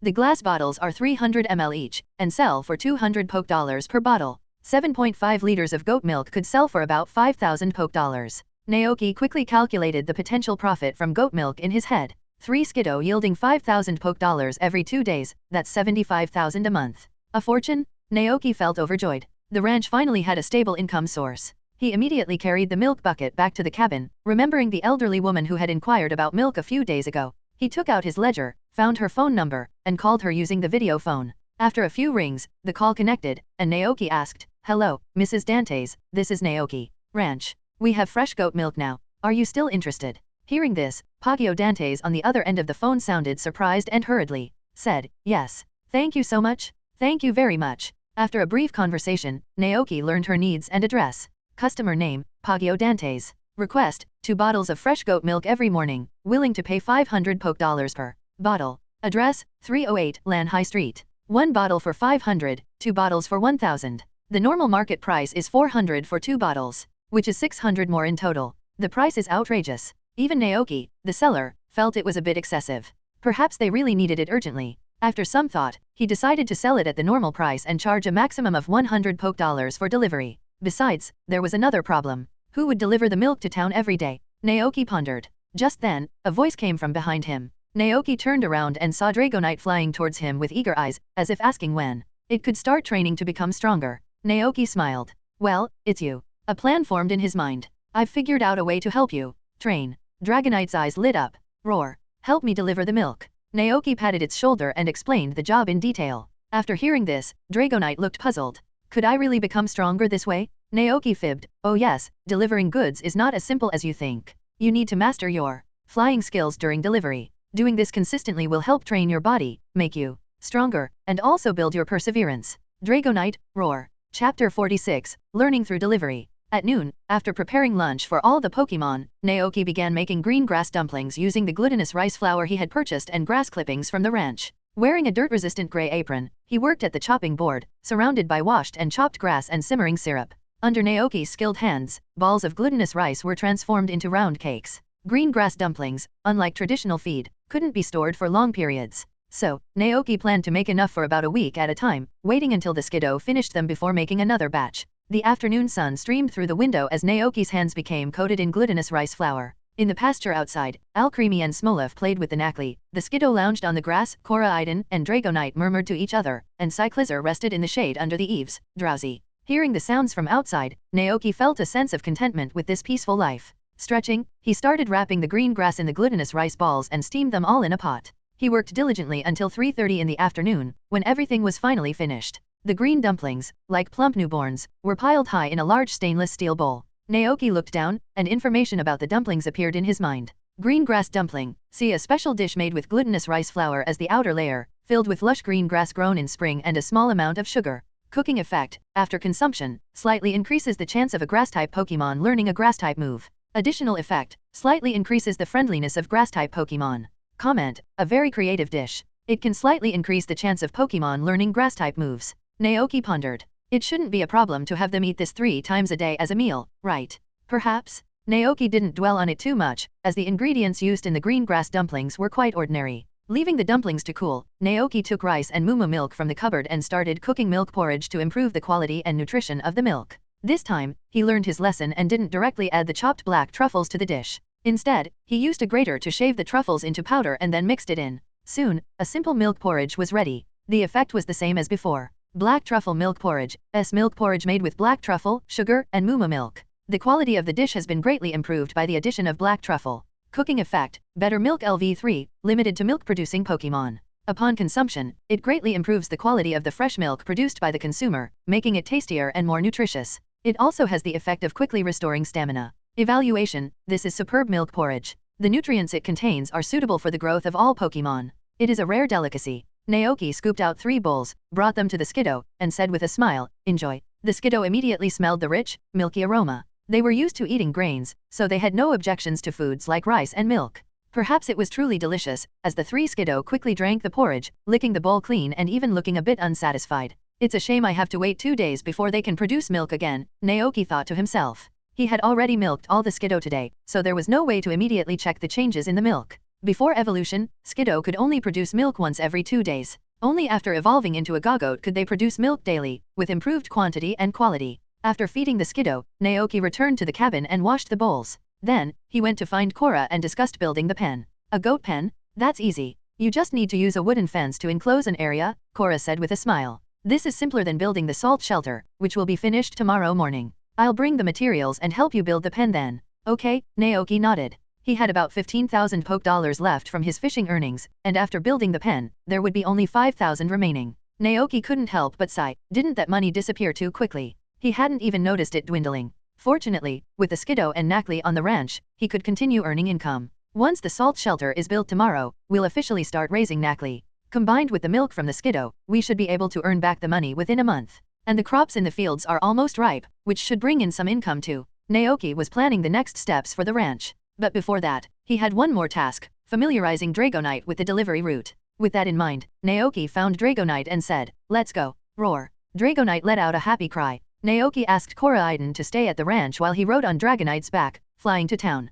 Dragonite didn't seem to mind being ridden. In fact, its mind was so focused on becoming stronger that it didn't care about anything else. The feeling was completely different from riding Koraiden. Dragonite's body was soft and felt wonderful to the touch. It's a shame I didn't get to touch its big belly, Naoki thought with a touch of regret. Dragonite soared through the air, feeling a bit worried. Flying like this didn't seem any different from flying over the sea in the past. Could it really become stronger this way? Dragonite let out a confused cry. Although they couldn't converse directly, Naoki could roughly guess what Dragonite meant based on its expression and tone. It doubted whether delivering goods could actually make it stronger. How could that be possible? Naoki immediately addressed Dragonite's concerns. Delivering goods isn't just about delivering goods. You have to use your heart to feel everything in the process, like the flow of the wind, the formation of air currents, or the grass and trees along the way. Use your eyes to observe, and in the process of delivering goods, slowly get to know everything around you, understand it, imitate it, and finally master it. You can imitate the process by flapping your wings to feel the flow of the wind, or you can try to blend into the airflow. No Dragonite is born with the ability to use those powerful moves. Everyone, no matter who they are, needs to practice and put in consistent effort to master their moves. Roar. What profound words? Why did some of it sound confusing to Dragonite? However, it all sounded very powerful. It had to learn those powerful moves and become stronger? Dragonite was instantly filled with determination. Chapter 47, Deliver a Man. Seeing Dragonite's determined expression, Naoki felt a sense of relief. The man and the dragon arrived in town, and Naoki found Lan High Street by following the road signs. It was a residential area located in the northeast corner of town. The houses were typical Paldean-style buildings, neatly arranged on both sides of the road, surrounded by carefully tended flowers and plants. The streets were clean, and its distance from the market area made the neighborhood very quiet. Number 308. Naoki and Dragonite walked around until they finally found the house at a fork in the road. He entered the flower-filled garden and knocked on the door. "Excuse me, is Mrs. Dante's home?" After waiting for a while, no one answered. Naoki suspected that she might have gone out. "This address should be correct," he muttered, double-checking the house number on the note in his hand.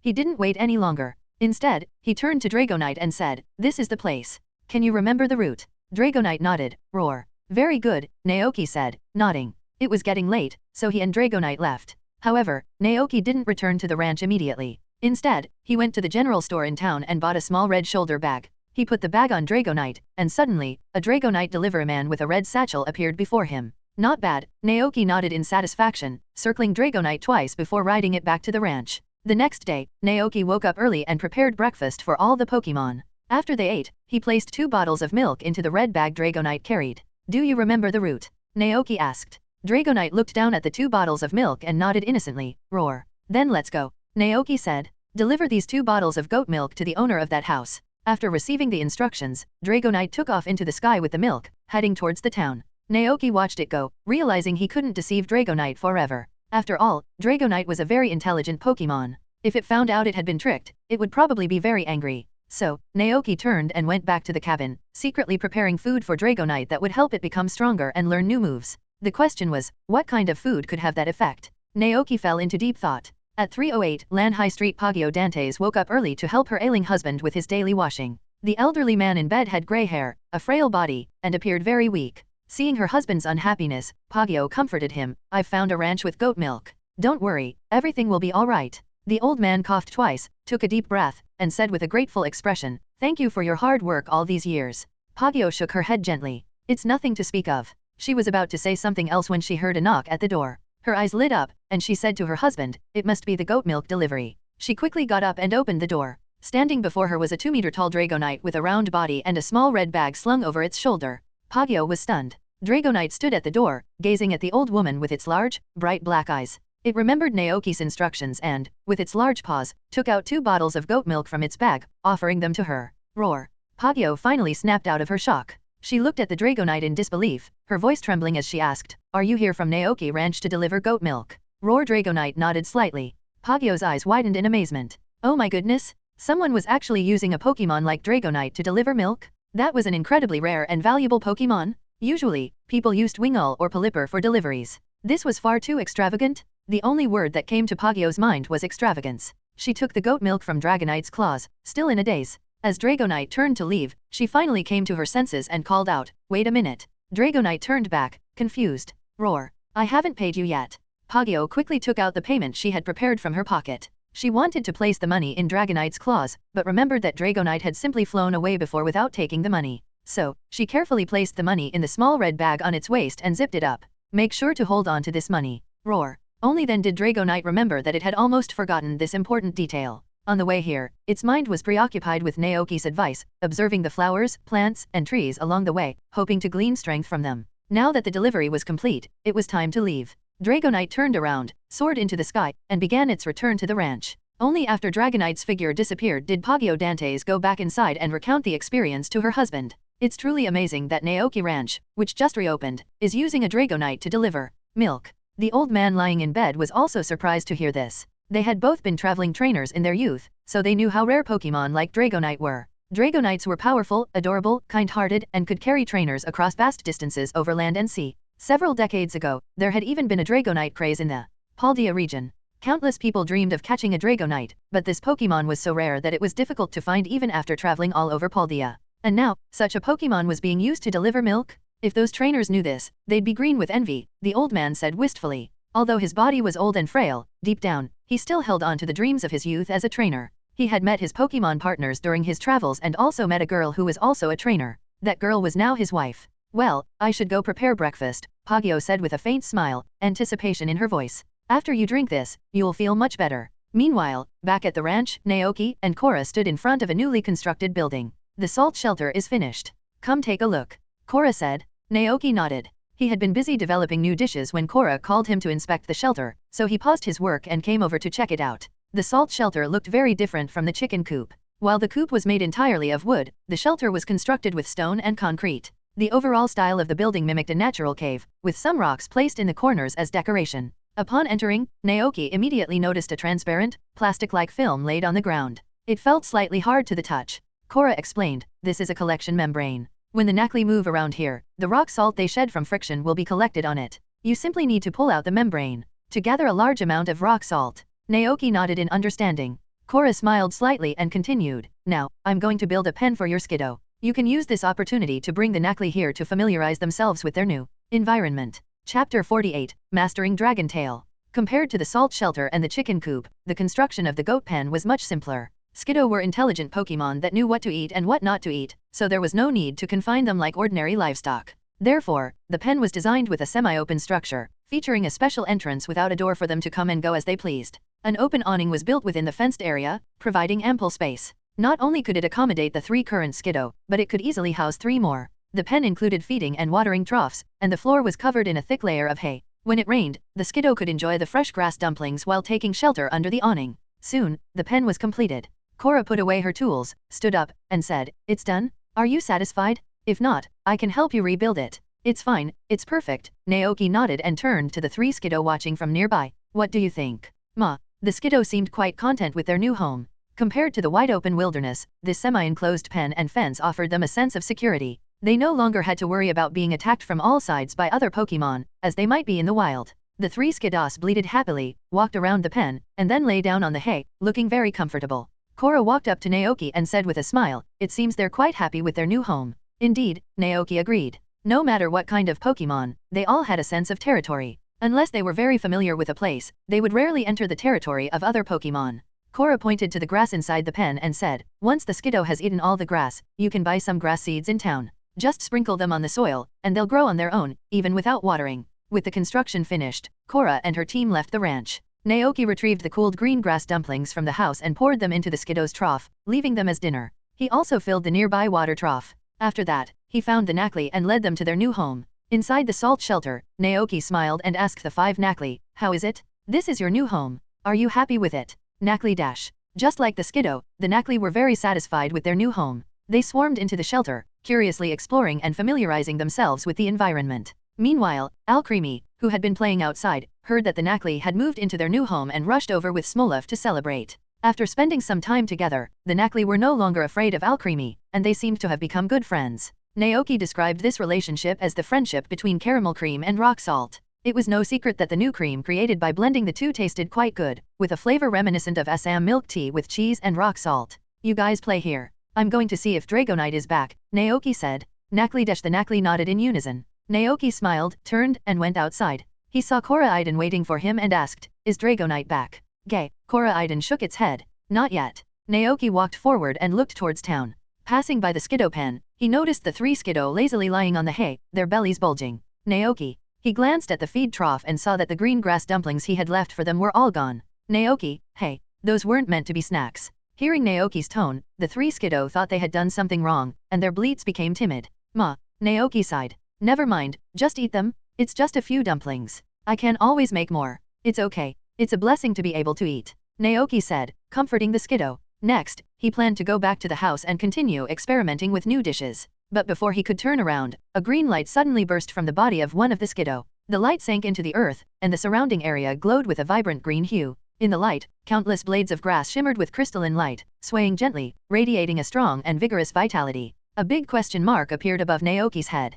11.1. Is that grassy terrain? Grassy terrain, a grass-type move that transforms the surrounding area into a grassy field for a short period. Pokemon on it will recover HP, and the power of grass-type moves will increase. Had the Skiddo learned grassy terrain? Naoki was surprised at first, but then he remembered the 3 of them had just eaten dozens of green grass dumplings. It was the effect of the dumplings? They had learned grassy terrain in just one day. If they ate them for over 10 years, Naoki couldn't even imagine the kind of moves they could learn. After all, grass-type moves included more than just Vine Whip, Razor Leaf, and Bullet Seed. There was also Frenzy Plant, Leaf Storm, Solar Beam. At that point, his concern wouldn't be whether the Skiddo would eat the dumplings, but whether it would be legal to eat them. Passersby I'd probably be terrified if they saw it. It's okay, it's okay, it's okay, Naoki repeated to himself. As long as the Skiddo could continue producing milk, that was enough for him. With that thought, Naoki turned to leave. But before he could take 2 steps, he heard the cry of one of the Skiddo behind him. He turned around abruptly and saw a ball of dazzling light forming in the mouth of the Skiddo. The next second, the light transformed into a beam and shot out, instantly obliterating the newly built wooden fence. Naoki. Where the beam of light passed, no grass remained, leaving a scorched mark on the ground, as if the earth had been burned to ashes by intense sunlight. The Skiddo looked on innocently. Naoki took a deep breath, deciding not to interfere. He folded his arms and watched their display with amusement. Go on. Show me what else you've got. Ma. The Skiddo looked confused, as if unaware of what was happening. How did they suddenly learn a new move? Naoki thought, amused. If you keep this up, you could all form a group and debut. One Skiddo creates grassy terrain, another acts cute to distract the opponent, and the last one uses solar beam to attack while on the grassy field. The Skiddo didn't understand the concept of debuting as a group. Naoki didn't explain further. Instead, he found an axe, saw, hammer, wooden boards, and nails from the shed and began repairing the fence that had been destroyed by the solar beam. Just as he finished the repairs, Dragonite finally returned to the ranch. It had a small red bag on its waist and slowly landed beside Naoki. Naoki quickly stood up and asked, how did it go? Roar. Dragonite seemed a bit disappointed, as it hadn't learned any new moves, but it had successfully delivered the goat milk. Dragonite took out the money Mrs. Dantes had paid from its bag and gave it to Naoki. Naoki accepted the money and, seeing Dragonite's dejected look, suddenly felt a bit sorry for it. However, the food that could help Dragonite become stronger wasn't ready yet. After a moment of thought, Naoki asked, can you show me the moves you know now? Show you? Dragonite thought for a moment, then began to demonstrate. It flew high into the air, spreading its wings wide, and swooped down. That must be the flying type move, wing attack, Naoki thought. For the second move, Dragonite opened its eyes wide, its gaze sharpening. Leer. Naoki raised an eyebrow. This was a move that used intimidation to lower the opponent's defense. However, Dragonite's cute and round appearance didn't seem very convincing. At least Naoki and Koraiden didn't feel scared. Instead, they found it rather endearing. The third move involved Dragonite creating a whirlwind on the grass, but it wasn't very large. That move must be Twister. For the fourth move, Dragonite opened its mouth and unleashed a purple shockwave.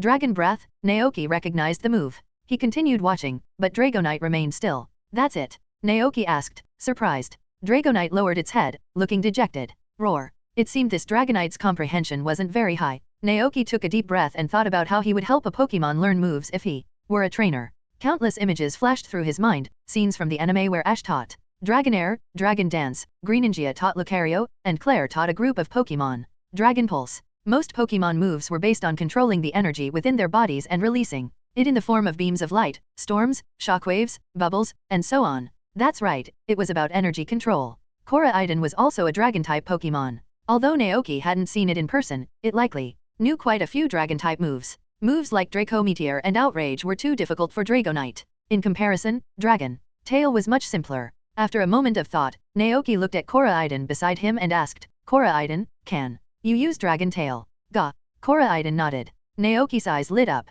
Can you teach Dragonite, then? Koraiden was hesitant. It knew how to use the move but had no experience teaching it. Seeing this, Naoki said, it's okay, just demonstrate it for Dragonite. He then explained the principle behind the move. That was doable, Koraiden thought. Naoki turned to Dragonite and said, don't worry about the deliveries for now, I have another move to teach you. Hearing this, Dragonite's eyes sparkled. Roar. Naoki put aside the fence repairs and led Koraiden and Dragonite to an open space. Watch carefully, Dragonite, and pay attention to Koraiden's demonstration. Naoki instructed. In the open space, Koraiden got into position. It transformed into its battling form, and a layer of purple light appeared on its thick tail. The next moment, Koraiden twisted its body, and its strong, sturdy tail swept forward. The surrounding air currents were disturbed, bending the grass on the ground. Dragonite watched intently. The demonstration finished, and Koraiden stepped aside. Naoki said to Dragonite, give it a try. Roar. Dragonite hesitantly stepped forward and began to mimic Koraiden's movements,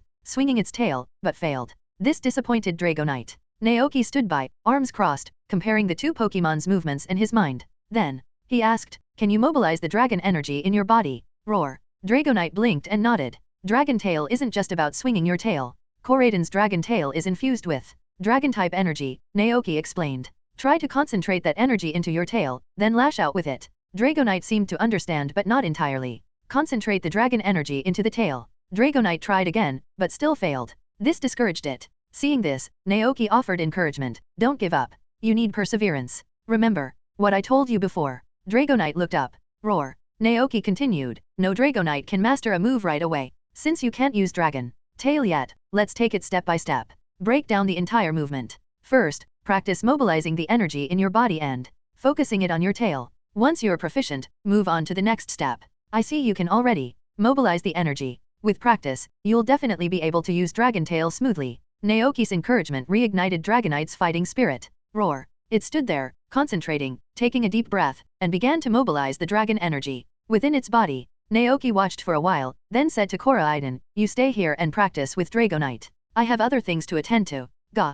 Koraiden nodded its large head in agreement. Naoki turned and walked towards the wooden house. Cyclizer was relaxing under the eaves, enjoying the cool shade. That spot had almost become its exclusive resting place. Seeing Naoki approach, Cyclizer stood up with a chirp. Naoki patted Cyclizer's head, and it followed him inside. They entered the kitchen, and Naoki was puzzled by the table full of prepared ingredients and seasonings. After a brief thought, he asked Cyclizer, "Cyclizer, do you have any favorite food? Something you particularly like to eat?" Both Cyclizer and Dragonite were Dragon-type Pokemon, so its preferences could be a valuable reference. Chapter 49, Dragon Tail. Geo Cyclizer chirped happily, expressing that it enjoyed anything Naoki made. Although he didn't understand Cyclizer's words, Naoki could roughly guess its meaning from its expressions and gestures. He playfully asked, "Even the spicy ramen?" Cyclizer's head drooped immediately. "Cyclizer, just kidding." Naoki chuckled, patting Cyclizer's head. He then started seriously considering what kind of dish to make. Fried pork chops, sandwiches, steamed sea bass, glutinous rice dumplings, steamed eggs, cream of mushroom soup.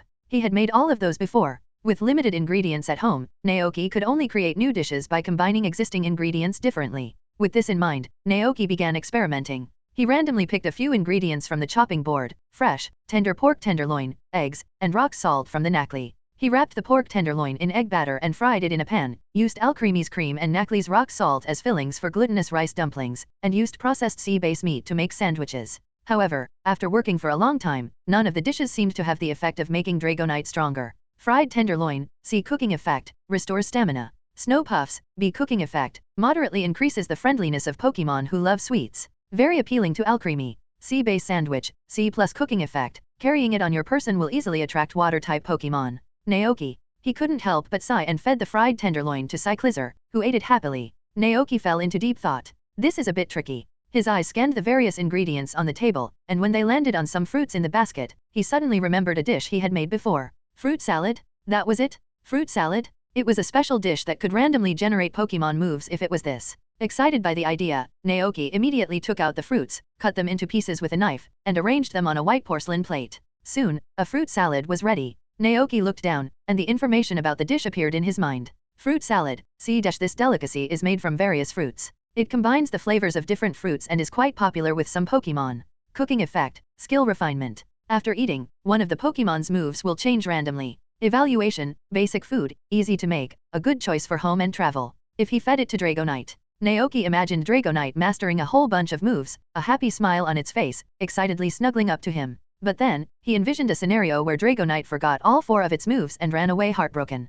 A gamble on luck. Naoki hesitated. He was well aware of the probabilities and nature of these types of games, so he was a bit hesitant to take the risk. The worst-case scenario after feeding it to Dragonite was that it would forget all 4 of its moves. If that happened, feeding it the fruit salad again would definitely result in it learning a new move. If he was lucky, Dragonite might even learn powerful moves like Dragon Rush, Draco Meteor, or Dragon Claw. But if it learned something like Tackle, it would be a waste of time. To him, it might just be a sunk cost, but Dragonite wouldn't understand that. If it was unlucky, it might even forget all 4 moves it had worked so hard to learn. Then, it would lose trust in him and run away heartbroken. No, I can't feed it to Dragonite yet. After careful consideration, Naoki decided to wait and see if Dragonite could learn Dragon Tail. He would build trust with it first and then use the fruit salad based on the situation. After all, he wasn't in a hurry, and there was still plenty of time. With that decided, Naoki packed up the remaining ingredients, took the snow puffs and sea bass sandwiches to the salt shelter, found Alcremi and Smolef who were playing with the Nakli, and shared the treats with them. After they finished eating, Naoki collected the empty plates and returned to the cabin. He walked to the kitchen area to put away the dishes, and that's when he noticed that the fruit salad he had left there was gone. Naoki looked back at Cyclizer, who was not far behind, and asked, "Did you eat the fruit salad?" Cyclizer nodded, but seeing Naoki's expression, it couldn't help but worry if it had done something wrong. Naoki reassured it, "No, I'm not blaming you, I'm just asking." He then inquired, "Do you feel any different in your body? For example, have you learned a new move or forgotten an old one?" Cyclizer was initially confused, but soon its eyes lit up, and it stood up to demonstrate the move it had just learned. Purple dragon energy gathered on its tail. When the energy reached a certain point, Cyclizer swung its tail forcefully, creating a whoosh sound in the air. Although it didn't hit anything, judging by the action, it was a powerful move. Dragon Tail. Naoki raised an eyebrow. Is this the move you just learned? Cyclizer nodded. Have you forgotten any other moves? Naoki asked. Cyclizer nodded its head sideways. From that perspective, Cyclizer was quite lucky. Naoki nodded. I see. In late January, in the 198th year of the Pokemon League calendar, the temperature in the Paldea region gradually warmed up. It had been 5 days since the salt shelter was built. After a 5-day interval, the breeding of Nacli and Skiddo was officially on track. This morning, after feeding the chickens, Naoki went to the salt shelter. After 5 days of the Nacli's constant movement, a layer of fine rock salt particles had accumulated on the collection membrane. Seeing this, Naoki's face lit up with the joy of a successful harvest. Koraidon stood beside him, holding 5 Nacli. The 5 Nacli were stacked together, nestled comfortably in Koraidon's arms. Naoki and Cyclizer worked together to lift the collection membrane, gathering the rock salt, and placing it into a sealed cloth bag. The Nacli, still in Koraidon's arms, watched curiously. Nacli. They suddenly realized that Naoki seemed to like the salt crystals on their bodies. This made the Nacli very happy. In their eyes, Naoki had not only rescued them from the dangerous wild but also taken good care of them. He had built them a safe new home and provided delicious food every day. They had also made new friends here, including the sisterly Alcremie and the quiet, gentle Smolov. This filled the Nacli with gratitude and affection. Witnessing this scene, one of the Nacli excitedly jumped off of Koraidon. Following its lead, the other 4 Nacli also climbed down. They ran towards Naoki, rubbing against him while making Nacli sounds. Suddenly, more rock salt fell from their bodies, like a flurry of snowflakes. Chapter 50, Steady Development. Seeing the Nacli's actions, Naoki was slightly taken aback. What are you doing? He asked. Nacli they chirped happily. Because they adored Naoki, they wanted to share their precious rock salt with him. That's what the Nacli thought in their hearts. Naoki could guess what the Nacli meant. He remembered that this was one of the ecological habits of Nacli Pokemon. They willingly shared their precious salt with those they liked, which was why they were highly valued in the past. So, these 5 Nacli saw him collecting salt crystals and assumed he liked them very much, so they came over to share? Naoki was touched. He smiled and said, enough. Just a little bit is enough. The Nacli would wear down if they kept shedding salt. Although there was no official record, Naoki figured that if they shed too much at once, it would likely strain their bodies. The Nacli blinked in confusion. Nacli. Was that enough? Naoki crouched down, patted each of their little heads, and said, I understand what you mean, but it's okay. Take your time. You're still young. You need to take care of yourselves so you can grow up healthy and evolve into strong NACL stack. Nacli. The Nacli seemed to understand but not entirely. NACL stack. They knew that every Nacli would evolve into a NACL stack when it grew up. At that time, the NACL stack would be able to produce rock salt far exceeding what they could in their current state. They understood. A light bulb went off in each of the Nacli's little heads. Evolve into NACL stack to create more and better salt for their beloved Naoki? Go ahead. Naoki, unaware of the Nacli's thoughts, encouraged them. He picked them up and placed them back in Koraidon's arms, then continued collecting the rock salt on the membrane with Cyclizer. Soon, a bag of rock salt was collected. Naoki laid down a new collection membrane, fed the Nacli, filled their water trough, and returned to the cabin. He placed the cloth bag on the scale to weigh it, and a series of numbers appeared on the screen. The bag of rock salt weighed 3,250 grams. 3,250 grams. Naoki calculated silently. Rock salt sells for 3,000 poke dollars per 500 grams, so this bag can bring in 19,500 in profit. Wow, this is even better than I expected. If we keep this up, we'll soon be able to expand our home and buy a refrigerator and a TV. We'll also need to build a cellar where we can grow berries and fruit in the summer and brew beer. The brewed beer and cider could also generate considerable income. Naoki was delighted and carefully put the rock salt away, planning to sell it to Zack when he came to collect the goods that evening. However, before that, he had to set some aside for his own use. Compared to regular salt, Nacli rock salt was better for health. Consuming it long-term would make not only him but all the Pokemon on the ranch healthier and stronger. After storing the rock salt, Naoki went back to the goat pen. It was milking time again. The 3 Skiddo were already waiting and immediately lined up obediently when they saw Naoki approaching with the milking bucket. Have you learned any new moves? Naoki asked casually. Ma. One of the Skiddo in the middle nodded. It was the one that had battled Koraidon. Really? Naoki was surprised and crouched down to milk it while asking, what move is it? The Skiddo immediately demonstrated. A faint light glowed on its body, and then nothing happened. That's it. Naoki was puzzled. The Skiddo nodded happily. It had discovered that this place was wonderful. Not only did it have plenty of green grass dumplings to eat, but it was also safe. And even better, it could learn new moves just by relaxing. Can you use it again for me? Naoki hadn't seen it clearly the first time. The Skiddo happily agreed and used the move again. This time, Naoki recognized it. It's synthesis. Synthesis, a grass-type move that restores the user's HP. The amount of recovery varies depending on the weather. That's a useful move, Naoki commented. Skiddo, that's great. Naoki casually praised, not intending to send his Skiddo into battle. However, the desire to become stronger is ingrained in Pokemon, and for this Skiddo, the idea of growing stronger just by lying around seemed like a dream come true. Soon, the milking bucket was full, and Naoki carried it back to the cabin. As he glanced at it, information about the goat milk appeared in his mind. Milk, top quality milk of the highest quality and nutritional value, extremely beneficial to the body when consumed. It can also be made into top quality cheese, butter, and other food products. Naoki decided not to sell this first batch of goat milk, instead keeping it for himself and the Pokemon on the ranch. It wasn't until the second batch that he began deliveries. The effect of the black truffle milk porridge was remarkable. When Zack came to collect the fish a few days ago, he exclaimed amazing milk upon seeing the goat milk. Typically, buyers set prices based on the quality and nutritional value of fresh milk. After a series of tests, Zack offered a high price of $600 Poke for this top-grade goat milk. Naoki was naturally very satisfied with this outcome. In the gentle warmth of spring, after finishing his daily chores, Naoki carried a small stool to the fields to check on the crops and pull some weeds. In a month, fast-growing crops like turnips, potatoes, garlic, and radishes would be almost ready for harvest. Their roots would be laden with plump, heavy produce. Of course, this was Naoki's imagination, as the fruits of these crops were buried in the soil and couldn't be seen. As for the cabbages, cucumbers, and tomatoes, they would need more time to mature. The fruit trees planted at the edge of the farmland had also grown, but they grew slowly. It would take until autumn for them to become large trees and bear fruit. At that moment, Dragonite, who had gone to deliver milk, returned. Its face was beaming with excitement. After landing, it looked around and finally spotted Naoki in the field. Dragonite came running over, its eyes sparkling with excitement. It stretched out its large, chubby paws and, before Naoki could react, embraced him tightly. Roar. Perhaps due to its obsession with becoming stronger, Dragonite hadn't been as affectionate towards Naoki as the Knackley and Alcremie had been since joining the ranch. Therefore, Naoki was surprised by Dragonite's sudden display of affection. What's happening? He asked. Dragonite looked incredibly happy. Roar. Naoki sensed something. Did you learn Dragon Tail?